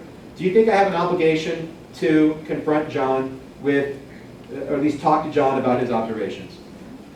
Yes. So I finally look around for John. A lot of you know I'm super friendly, so I'm doing it for investigation. Pete, have you seen John? Have you seen John? Have you seen John? Finally, some employee goes, that's John right there. So I see this guy in the hallway. I'm walking down there. I go, John, my name's Chuck Masai. I'm doing an internal investigation. You've been identified as a prospective witness. I'd like to sit down and talk with you and get a statement from you, if possible, about your observations at work. Here's where it got crazy with me. So that's all I do. Super friendly. Here's what he does. This had never happened to me before in its entirety. He does this. I confront him in the hallway, and I'm going to do it. He goes like this. You're a fan of MMA. Have you seen an MMA weigh-in? This is how it was going down for me. We're in an MMA weigh-in. He's going all big-armed on me, like we're going to start throwing fists. I'm like, where is this going? And he gives me this look like he wants to kill me, which is a look, quite frankly, I'm not unfamiliar with. But here's where it was interesting to me. He says this to me. I kid you not. This has never happened to me before. In any interview, he says, about 6'4", and he says, I don't do drama. I've heard the expression before, but it's never been communicated to me in my entire life. So can I just do this fairly quickly? What was that guy telling me? I'm not going to be involved. Now, I got to tell you, I love talking to a prosecutor's office about this because I'm dying to know your opinion. Do you think he knows there's drama going on? I thought you would think that. I was salivating like a dog. I was like, oh my God, this guy knows where the bodies are buried. You've had that happen, right? You're like, oh my God, Mr. Doesn't Do Drama knows a ton of drama. So can I tell you what I told him, and I mean this to every employee, it's a huge group, but I want you to learn one legal principle. And it's really important. Even though he made me laugh that I don't do drama thing, because I find myself in drama all the time. So I said this to him. And tell me if I'm talking out of turn with any of you. I said, hey John, I know you don't do drama, but can I ask you one sincere question? This is for every one of you. Do you think drama can find its way to you from time to time? What's the answer to that, coherent employees? Yeah, sadly, yes. I try not to find drama either, but they show up on my doorstep a lot. So I told them one thing. If you think drama may find its way to you and you don't talk to me, you're not protected from retaliation. You have to participate in an investigation to receive the protections from retaliation. If you do not participate and drama comes your way, you could be literally lost in the wilderness and swept away by the drama that may unfold. But if you talk to me or participate in the investigation, does that provide you a layer more insulation or protection legally if drama comes your way? So now I have to reinforce for that. Is it substantially better to participate in an investigation than not? Legally. The answer is yes. Please know that. No retaliation. All right. We try to keep complaints confidential. You know that. These guys used to date, Romeo and Juliet, but they broke up. Romeo didn't get the memo. And he continues to press his romantic ardor. Can Juliet complain that he's harassing her? Yes. Yeah, please. These rules come fast now about protecting you. What was once welcome can become unwelcome over time. In other words, we're talking about you now for the rest of the class. Can you change your boundaries with the people you've interacted with for years? The measure of respect may change. These classes do embolden people to say, hey, that Czech guy reminded me, you are kind of an ass sometimes. I just wanted you to know, friends, pinky swear, and that's important. I told you earlier, can anything be harassment? So can I ask you a trivia question to see who's paid attention since we're rounding the last part of the class? Here's a question that tests your legal knowledge. Can you hug a coworker? Nice. You didn't back away. You weren't afraid of me. Some people are startled by me and they want to give me the, well, obviously, no, it would be harassment. No, you went all in. She's like, yeah, she gets the rules. I want to make clear that everybody gets this rule. It's got to be unwelcome, unreasonable, and enough to be harassment. If your puppy died, don't think about it too much, and I give you a consoling hug, do you think that might be an acceptable physical exchange in the workplace? Yes. Excellent, because it may be welcome and reasonable. But you put on your thinking cap, let's see who's paid attention legally. If we're hugging and I say, just 10 more minutes, and I start to nuzzle, does that get weird fast? It seems weird doing it. Does it look weird when I do it? Okay. And if, if I treat people differently and severely or pervasively, does it break the law? If they go, men, please report to me for your mandatory hug at the end of this class. Does that get uncomfortable quickly? So am I treating people differently, and is it unreasonable? So thank you. You know why I use that example though? Because I want to be clear. There's 3 things you've got to know that are different since the last time we talked about this. Even though I joked my way that you could hug somebody, I want to be clear. This class is about shaping differing perspectives about your expectations in the workplace. Do you have a right to not be hugged? Yes. Yeah, I need you to know that. Not everyone's you or me. Could someone say, I prefer not to be hugged, especially when my puppy died, because I'm not happy right now? And that's important. You have a right to not be touched. The more aggressive the action is clearly problematic behavior. That is where I worry about people who live in a world of aggression. You are prosecutors or support the administration of justice against people who engage in socioeconomic crimes against the rest of the society. Could you be fairly aggressive about putting them in jail? Could that potentially relate to how you treat other people because you live in a world of aggression? Yeah, you're pursuing justice against people who may not want to be pursued very effectively by you. And so interestingly enough, can that raise the stakes of how you interact with others? I need you to know that. Do you have to consider what your safety valves are? How you potentially address aggressor behavior? Because could you land badly on your coworkers by your aggressive conduct?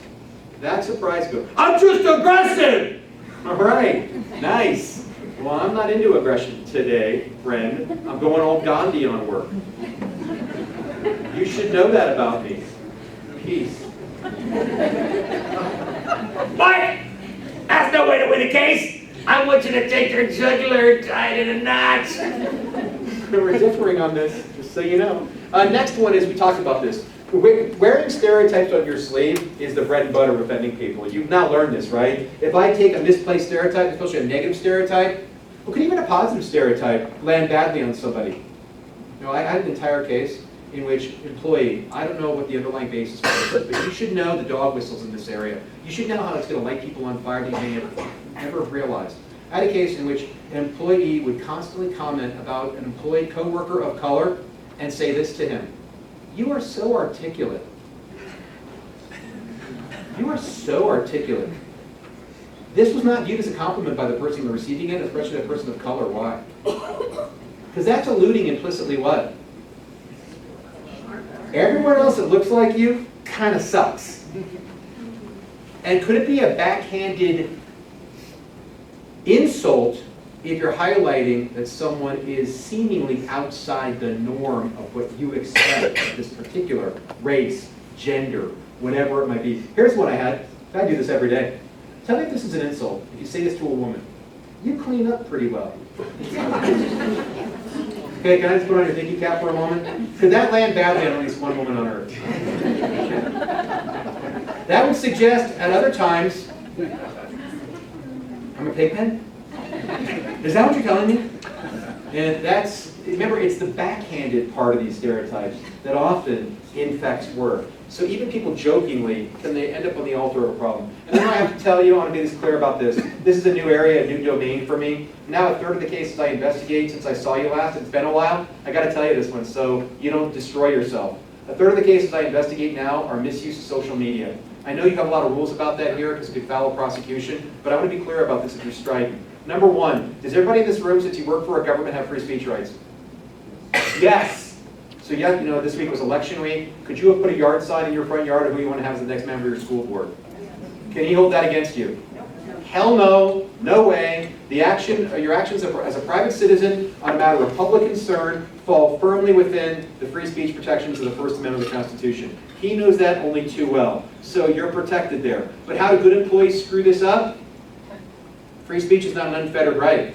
If you interfere with your job responsibilities, there is a figurative balancing test that is employed. So how does it go down in my world? I'm going to make this up so I don't offend any of you. I'm the world's greatest employee. I have to put this context in there. I'm the world's greatest employee. I've earned it. I've done everything right. People revere me in this organization. Just ask me. And, however, there's a darker side to me. And what I mean by a darker side? By night, I have deep-seated biases. And I'm writing my life's work, my manifesto. So you know it's going to be what? Crazy whack, correct? And so I'm writing my manifesto, get this, it's called Against Women. And even though I'm a substantially great employee, I harbor deep-seated bias against half the world's population. You know who you are, women. And so it's so brilliant, it's so brilliant, I have to give it to the world. So I go where the geniuses go, and I post it to Facebook. Here's how it goes down in my world. She and I are friends on Facebook and coworkers. If I post this material to Facebook, can she now see it? Is there any legal impediment on her to taking that, a screenshot of it, or printing it out and giving it to our boss? None. Have I abandoned my privacy on this social media platform to my coworker? And by the way, could she be reasonably concerned about my bias, especially the work that we do here? Imagine every criminal prosecution would now come under some scrutiny if I harbored bias against half the world's population. And therefore, could she take that, give it to Pete and say, Pete, it looks like Chuck literally blew a gasket last night. And I joke my way through this, and I mean it. I can't do everything in these classes. I expect a lot in you. You can tell that, correct?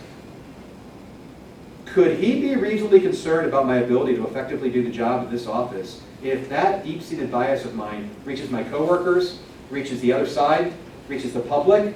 Could people lose trust and confidence in my ability to effectively do my job if I harbor open bias towards women, persons of color, whatever it might be?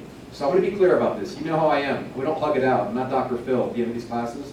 Is this something you should be managing on your own very effectively?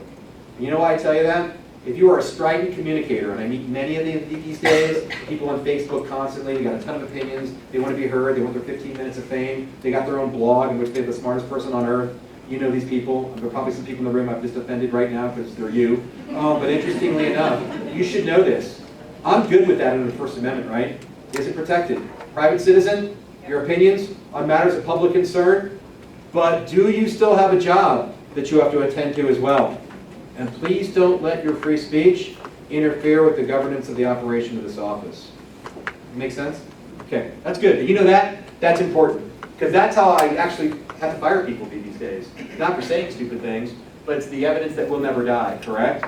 And a lot of your coworkers got some real bias about you now that you don't like people in this category. How is she supposed to effectively trust me and work together? Oh, you really don't like me, huh? Really? Good working with you. You get the idea. All right, let's finish up the class. I'm going to get these strategies off my chest. So here's kind of a semi-final exam, and then I do my strategies. Employee claims coworkers make repeated and welcome offensive sexual advances towards the employee. Learning advances consist of the coworker repeatedly inviting the employee others to work to a regular happy hour at a local bar to which many employees are invited and participating. Do you think that's workplace harassment? I see the knowing nod, no. Why did you say that so affirmatively? Why is this not unlawful harassment? Because you're inviting other people. Very good. All harassment, if you're paying attention, is discrimination, which requires some element of treating people differently. If everyone's being invited to happy hour, fundamentally, even though it's an unwelcome experience, I'm going to be clear about that. Even though it's an unwelcome experience, there's no evidence you're being treated differently. It does not reach the threshold. Could it be a problem for you? Yes. Could you not want to go out? I mean, who else? Hey, would you like to go to happy hour with me? No! There's nothing happy about happy hour! I joke for emphasis. But legit, are there really people like that on Earth? Yeah, you probably prosecuted a few, just so you know. Is there like people who are that cranky? Would you like to be on a softball team? No! I hate that silly, stupid stick and ball game. I'm a rugby man. I crewed at Harvard. Okay, we're just trying to fill a gap at second. We're good, right? I mean, here's my point. Being unwelcome is not enough. You know it's got to be unreasonable, and that means treating people differently. So can I be clear, who's never seen me do this class before? I'm going to bring you into my world fairly quickly. I'm not going to embarrass any of you, but I am fairly provocative, and you'll never forget this. So the rule is, what does the organization expect of us? What does the public expect of us? Not what the majority expects. And then, have you gotten my theme of my class? Can the majority screw it up? So you know why I like new employees? Because new employees are a fresh set of eyes on the exchanges between people in the workplace. Can a new employee hold us to a higher standard than we've been holding ourselves to?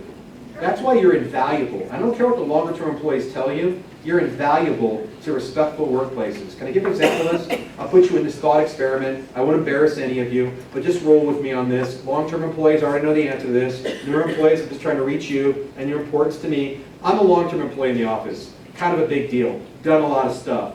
I walk up to you, new employee, and you're relatively new, and I ask you this question. I know you're new to our department, but in our department, everybody likes to spank each other. Are you good with that? Okay, please, I know it's the end of the class. Would you put your personal views of spanking aside? Because everyone some in the background goes, bring it on.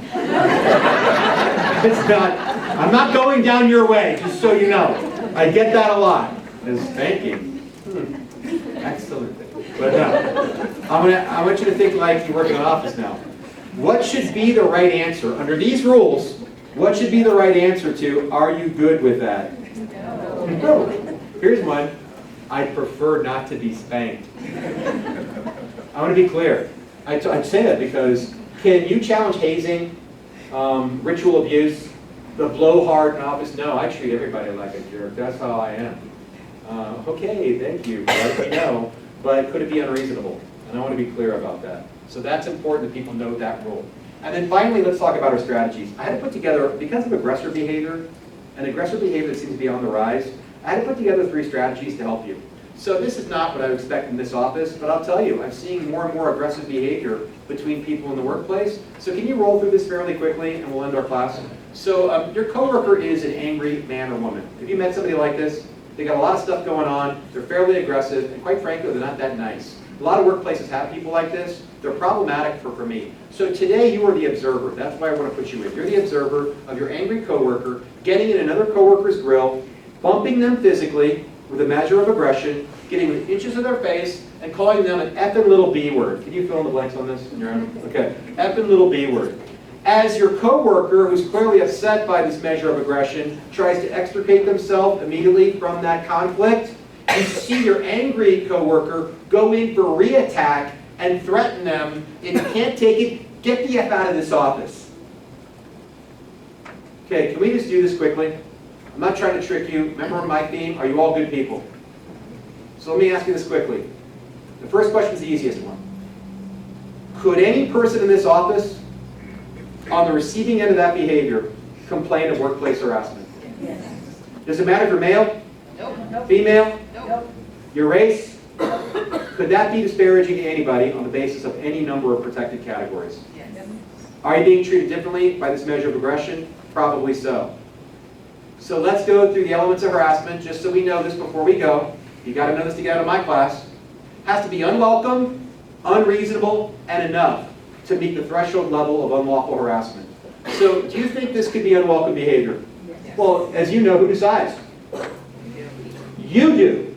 Could the observer or the recipient view this as clearly overstepping boundaries in any organization? Number 2 is the easiest question. Do you think this behavior is unreasonable in your office? Yeah, can I tell you why for you? You also have a workplace violence policy that basically says not only zero tolerance of harassment, but zero tolerance of threats and intimidation. By definition, could this be perceived as a threat or intimidation? If it violates organizational standards, is it by definition unreasonable? Yeah, that's an easy legal threshold to reach. So number 1, it's unwelcome. Number 2, it's unreasonable. The last question is actually very easy. Remember, it's got to be severe or frequent. Severe or frequent. Severe means physically or emotionally harmful. Could one instance of this be sufficiently severe enough to ultimately get you to their job and constitute workplace harassment? Okay, excellent. I'm going to ask the last question. See who's paid attention.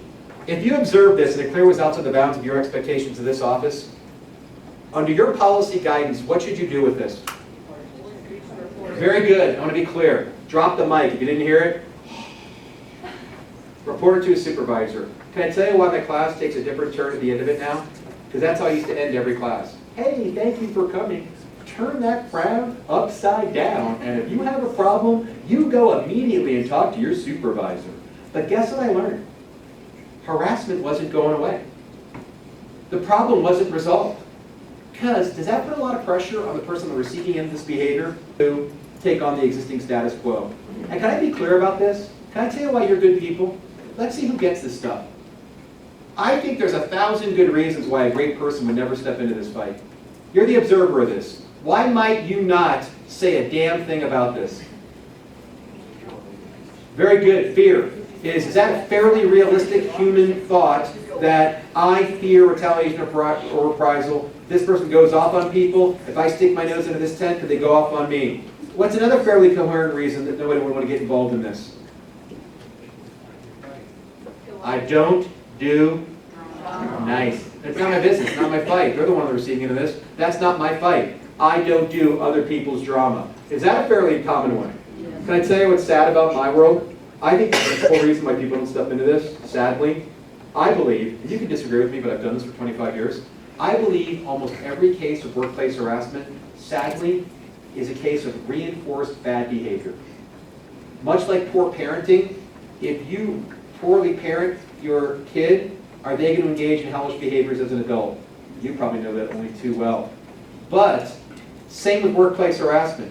If this person has gotten away with this behavior 100 times, and I go to my supervisor and complain about it, what do you think I might hear from my supervisor? That's just Chuck. He goes up on people. Harden up. And that's not where I was going with this. But could I see relative indifference in the organization?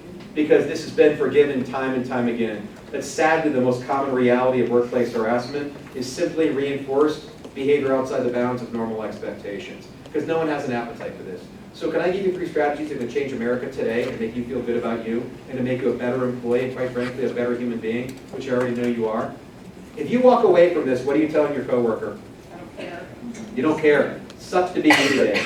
And you're telling them a lot by walking away. So can I change the entire way that we look at the world of workplace harassment? I know you're in the public service, and quite frankly, I mean when I say this, you're good people. To do this job requires someone of some measure of integrity. So I'm going to ask you this question. I know you know the answer to it. If a total stranger missed the curb at the end of this patio, at the end of this walkway here, and they missed the curb and did a face plant in the parking lot. I mean smack, right on the face. In the kisser, missed the curb. After you chuckled a little bit at their misfortune, what would be the first out of your mouth to that total stranger? Yeah, very good. Are you okay? Do you need some help? Can I give you some help? Or can we get you some help? I know you would say that to a total stranger, even the most hard-hearted person in this room. But here's why I teach this class differently now. People aren't saying that to their coworkers anymore. People are walking away from their coworkers. And I'm going to say this sincerely. Pete and I were having a chit-chat about this before the class. My kids are older, and it's important for me to tell you this because I'm at the farther end of a career than many of you are at. If you ask my adult children, whom I've spent most of the waking hours of their life with, guess what my kids' answer would be? My coworkers. What? Try to be a good parent, but it's a natural course of reality that if you're raising a family, you spend a lot of time at work. So I'm taking nothing away from my parenting, but I'm going to say this. I'm not being creepy in any way, but by virtue of the sheer passage of time together, are you in something of a relationship with the people that you work with? Yes. You can disagree with me on that, but I want you to think about that. So having said that, I say this with emphasis. You would say it to a total stranger, but you wouldn't say it to a coworker. But here's where I want to break the code and give you the first strategy. What are you giving your coworker if after this, well, you just tell me, is this high risk for you? After this is blown over, the angry person walks away, what are you giving your coworker if you say, whoa, are you okay? What are you giving them? Support. What else? You said compassion. That's a demonstration of the good person that you are, is I'm validating your experience. Can I tell you where I got this from? You may think nothing of #MeToo because you're not immersed in this world as much as I am. And you might think dimly of this whole topic anyway. People do because they're politically motivated in many ways that they think, confirmation bias. But let me tell you what I learned from #MeToo that's going to help you. Thank you for your comment about compassion. Remember Ashley Judd was the first principal complainer about Harvey Weinstein? You might not recall this. This is in your world. She alleged that Harvey Weinstein sexually assaulted her more than 20 years earlier, dangling a movie roll over her head, a crime perpetrated against her. Tell me if you're this jaded, like I am. If Ashley Judd had complained that Harvey Weinstein had raped her 20 years earlier, and no other person chimed in, me too, I've had a similar experience, do you think, I should be asking you this, do you think Harvey Weinstein might still be a paragon of Hollywood?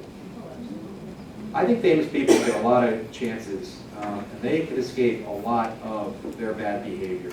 So here's my point about your excellent comment. I already know you're compassionate. I don't think it's any risk for you to say, are you okay? Could that enough right there be an alliance of sorts? Rather than walking away, is that the creation of a micro alliance between two people? Dude, I saw that! I know it sounds crazy, but might that be enough to embolden him to say or do something about the experience that he's just had or observed? Does that make sense? Try it. One, it's going to reinforce the compassionate person I already know that you are. Number two, is it the right thing to do? Yeah. Number three, is it bear a little risk on you to have a measure of compassion for the people you work with? But could that alone change the entire way that people view the problem behavior in this organization? Please consider it. Can I give you a couple more? How much is enough to be harassment? Hey, remember the birthday boy? You forgot my birthday. Can I tell you why the birthday boy is critically different than the law of harassment if you worked here? See your policy guidance? Here, you're allowed to complain in the first instance of a problem. Pete alluded to that earlier. You don't have to wait until you're being pile-driven by offensive behavior. You can go to John Nicoletti immediately if you experience harm. So can you raise a complaint or concern long before it's severe or pervasive? Yeah. So remember the birthday boy? As silly as that was, as much as we joked about it, if I thought I was being treated differently in the provision of cupcakes in this office, could I raise a complaint or concern to the organizational hierarchy? Now, you know it's still not going to be harassment, correct?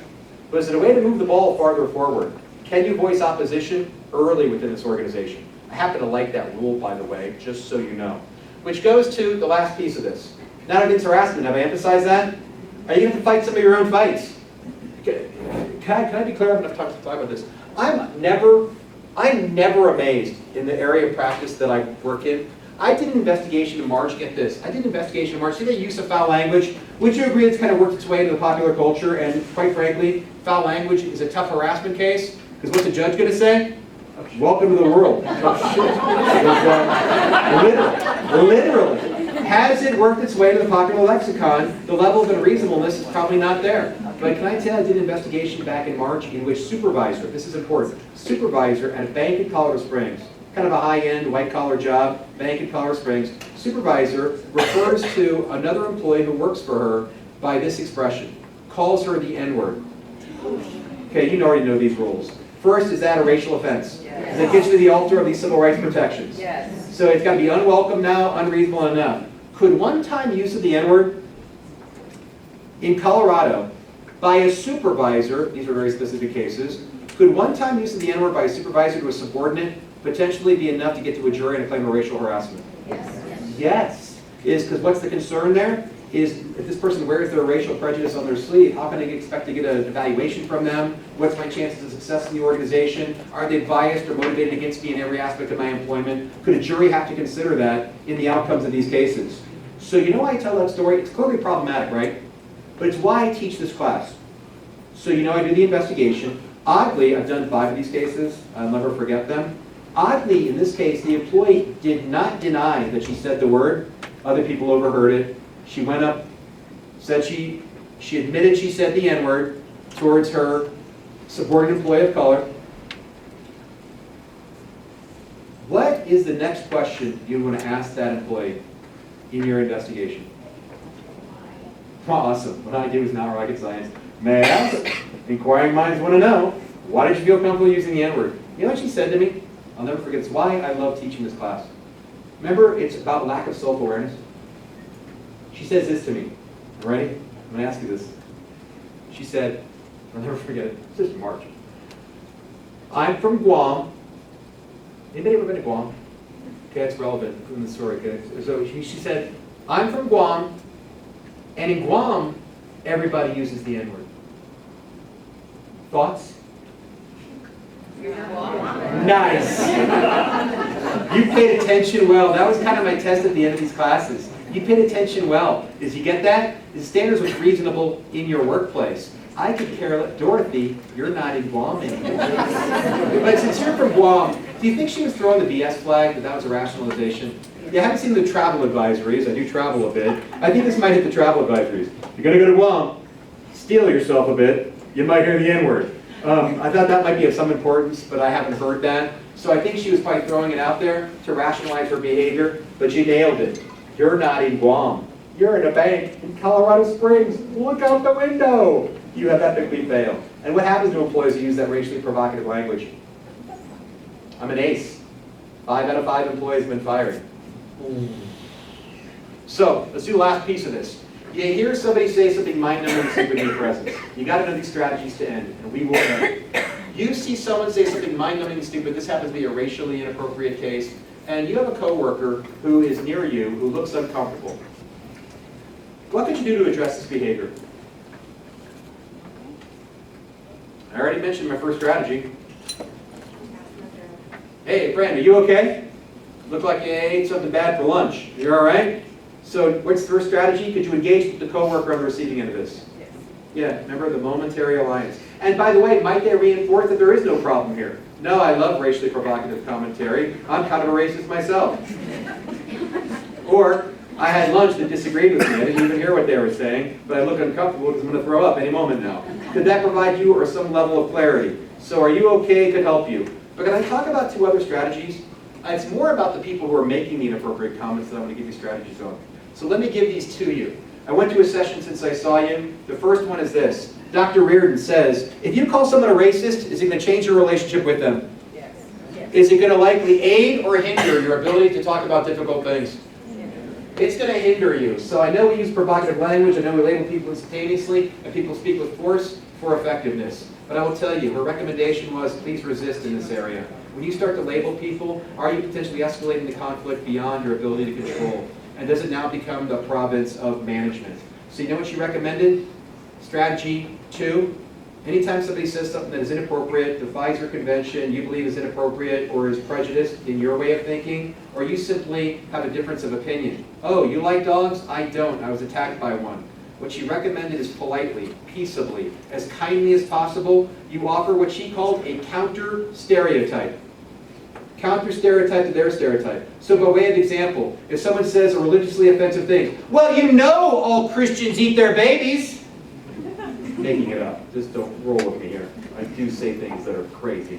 What could be a proper response to that? Oh, I'm Christian and I'm vegetarian. I would never eat a baby. Kidding. Vegetarian? You get the idea. So interestingly enough, am I going to change that person's opinions? What am I telling them? It's not okay. Not okay, but remember this class? We want you to low-level resolve conflict. You know what she said? She gave us this. I'm going to give it to you because I send these slides back to, Charles has been great about this stuff in the class, is I send these back to the organization. So interestingly enough, you know what she said? See this comment here? This reminds me of me. Tell me if you think this is a great way to offer a counter-stereotype. You are usually the funniest person in every room that we walk into, except today. What am I telling that person? Politely. Unacceptable. Today. Have I started my criticism with a fairly positive statement of how valuable they are to the organization? How much friendship and depth we have in our relationship? But what am I telling them? Today, you have one wheel off the track. Is it a substantially easier way to confront people when you have a disagreement with them? please consider adopting this strategy. It's a helpful way to avoid escalating things beyond your ability to control them. When you start labeling people a racist, a homophobe, a bigot, are they going to entrench themselves, and are they going to distance themselves from you, even if you had a good working relationship in the past? So please know this. You're awesome! Are you even married? Or in a relationship? Have you not done this? I love you so much, but right now, I'm plotting your death. Not literally like that, but you get the drift. Is it easier to have that conversation and start out with a positive? Can I give you the last strategy? Because now it's time. The last strategy is this. Anytime somebody says something that offends you, this is the easiest strategy you can ever employ. I use it readily. You may never have in your entire life, but it is time to commit ourselves to the end of this class. So what's my last strategy? After, are you okay? After a counter stereotype, you're awesome, but not today. The last one is this. Anytime somebody offends you, I mean that sincerely. Anytime somebody offends you, causes you difficulty, even a disagreement about how to try a case, would you please ask them one question? And I don't think it can cause you much risk. And it's this. May I ask what you meant by your comment? What does that give your coworker an opportunity to do at the end of a long class on this topic? Reflect. Pause. Remember I told you the whole point of these classes is to take a moment to stop and reflect on our own level of self-awareness. That question is engineered to do one thing. Raise people's level of self-awareness. May I ask what you meant gives them peaceably the chance to stop, think, take account of their behavior, and in a perfect world, what does it give them a chance to do?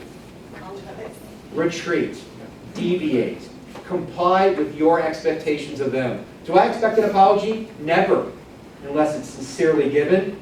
I could certainly never make you give me one. But can I expect people to conform to my expectations? That's what I want you to get out of these classes. So it gives them a chance to undig their own grave. And I think that's what you want to give people a chance. Has everybody made a mistake? Can everybody improve their condition a little bit more? I know it's time to end. I'm going to be around to answer questions because I don't want to take you any further away from your own time. But if you have a question, would you feel comfortable talking to me at the end of the class? Or give me a call on my cell after this class? Good to go? Thank you.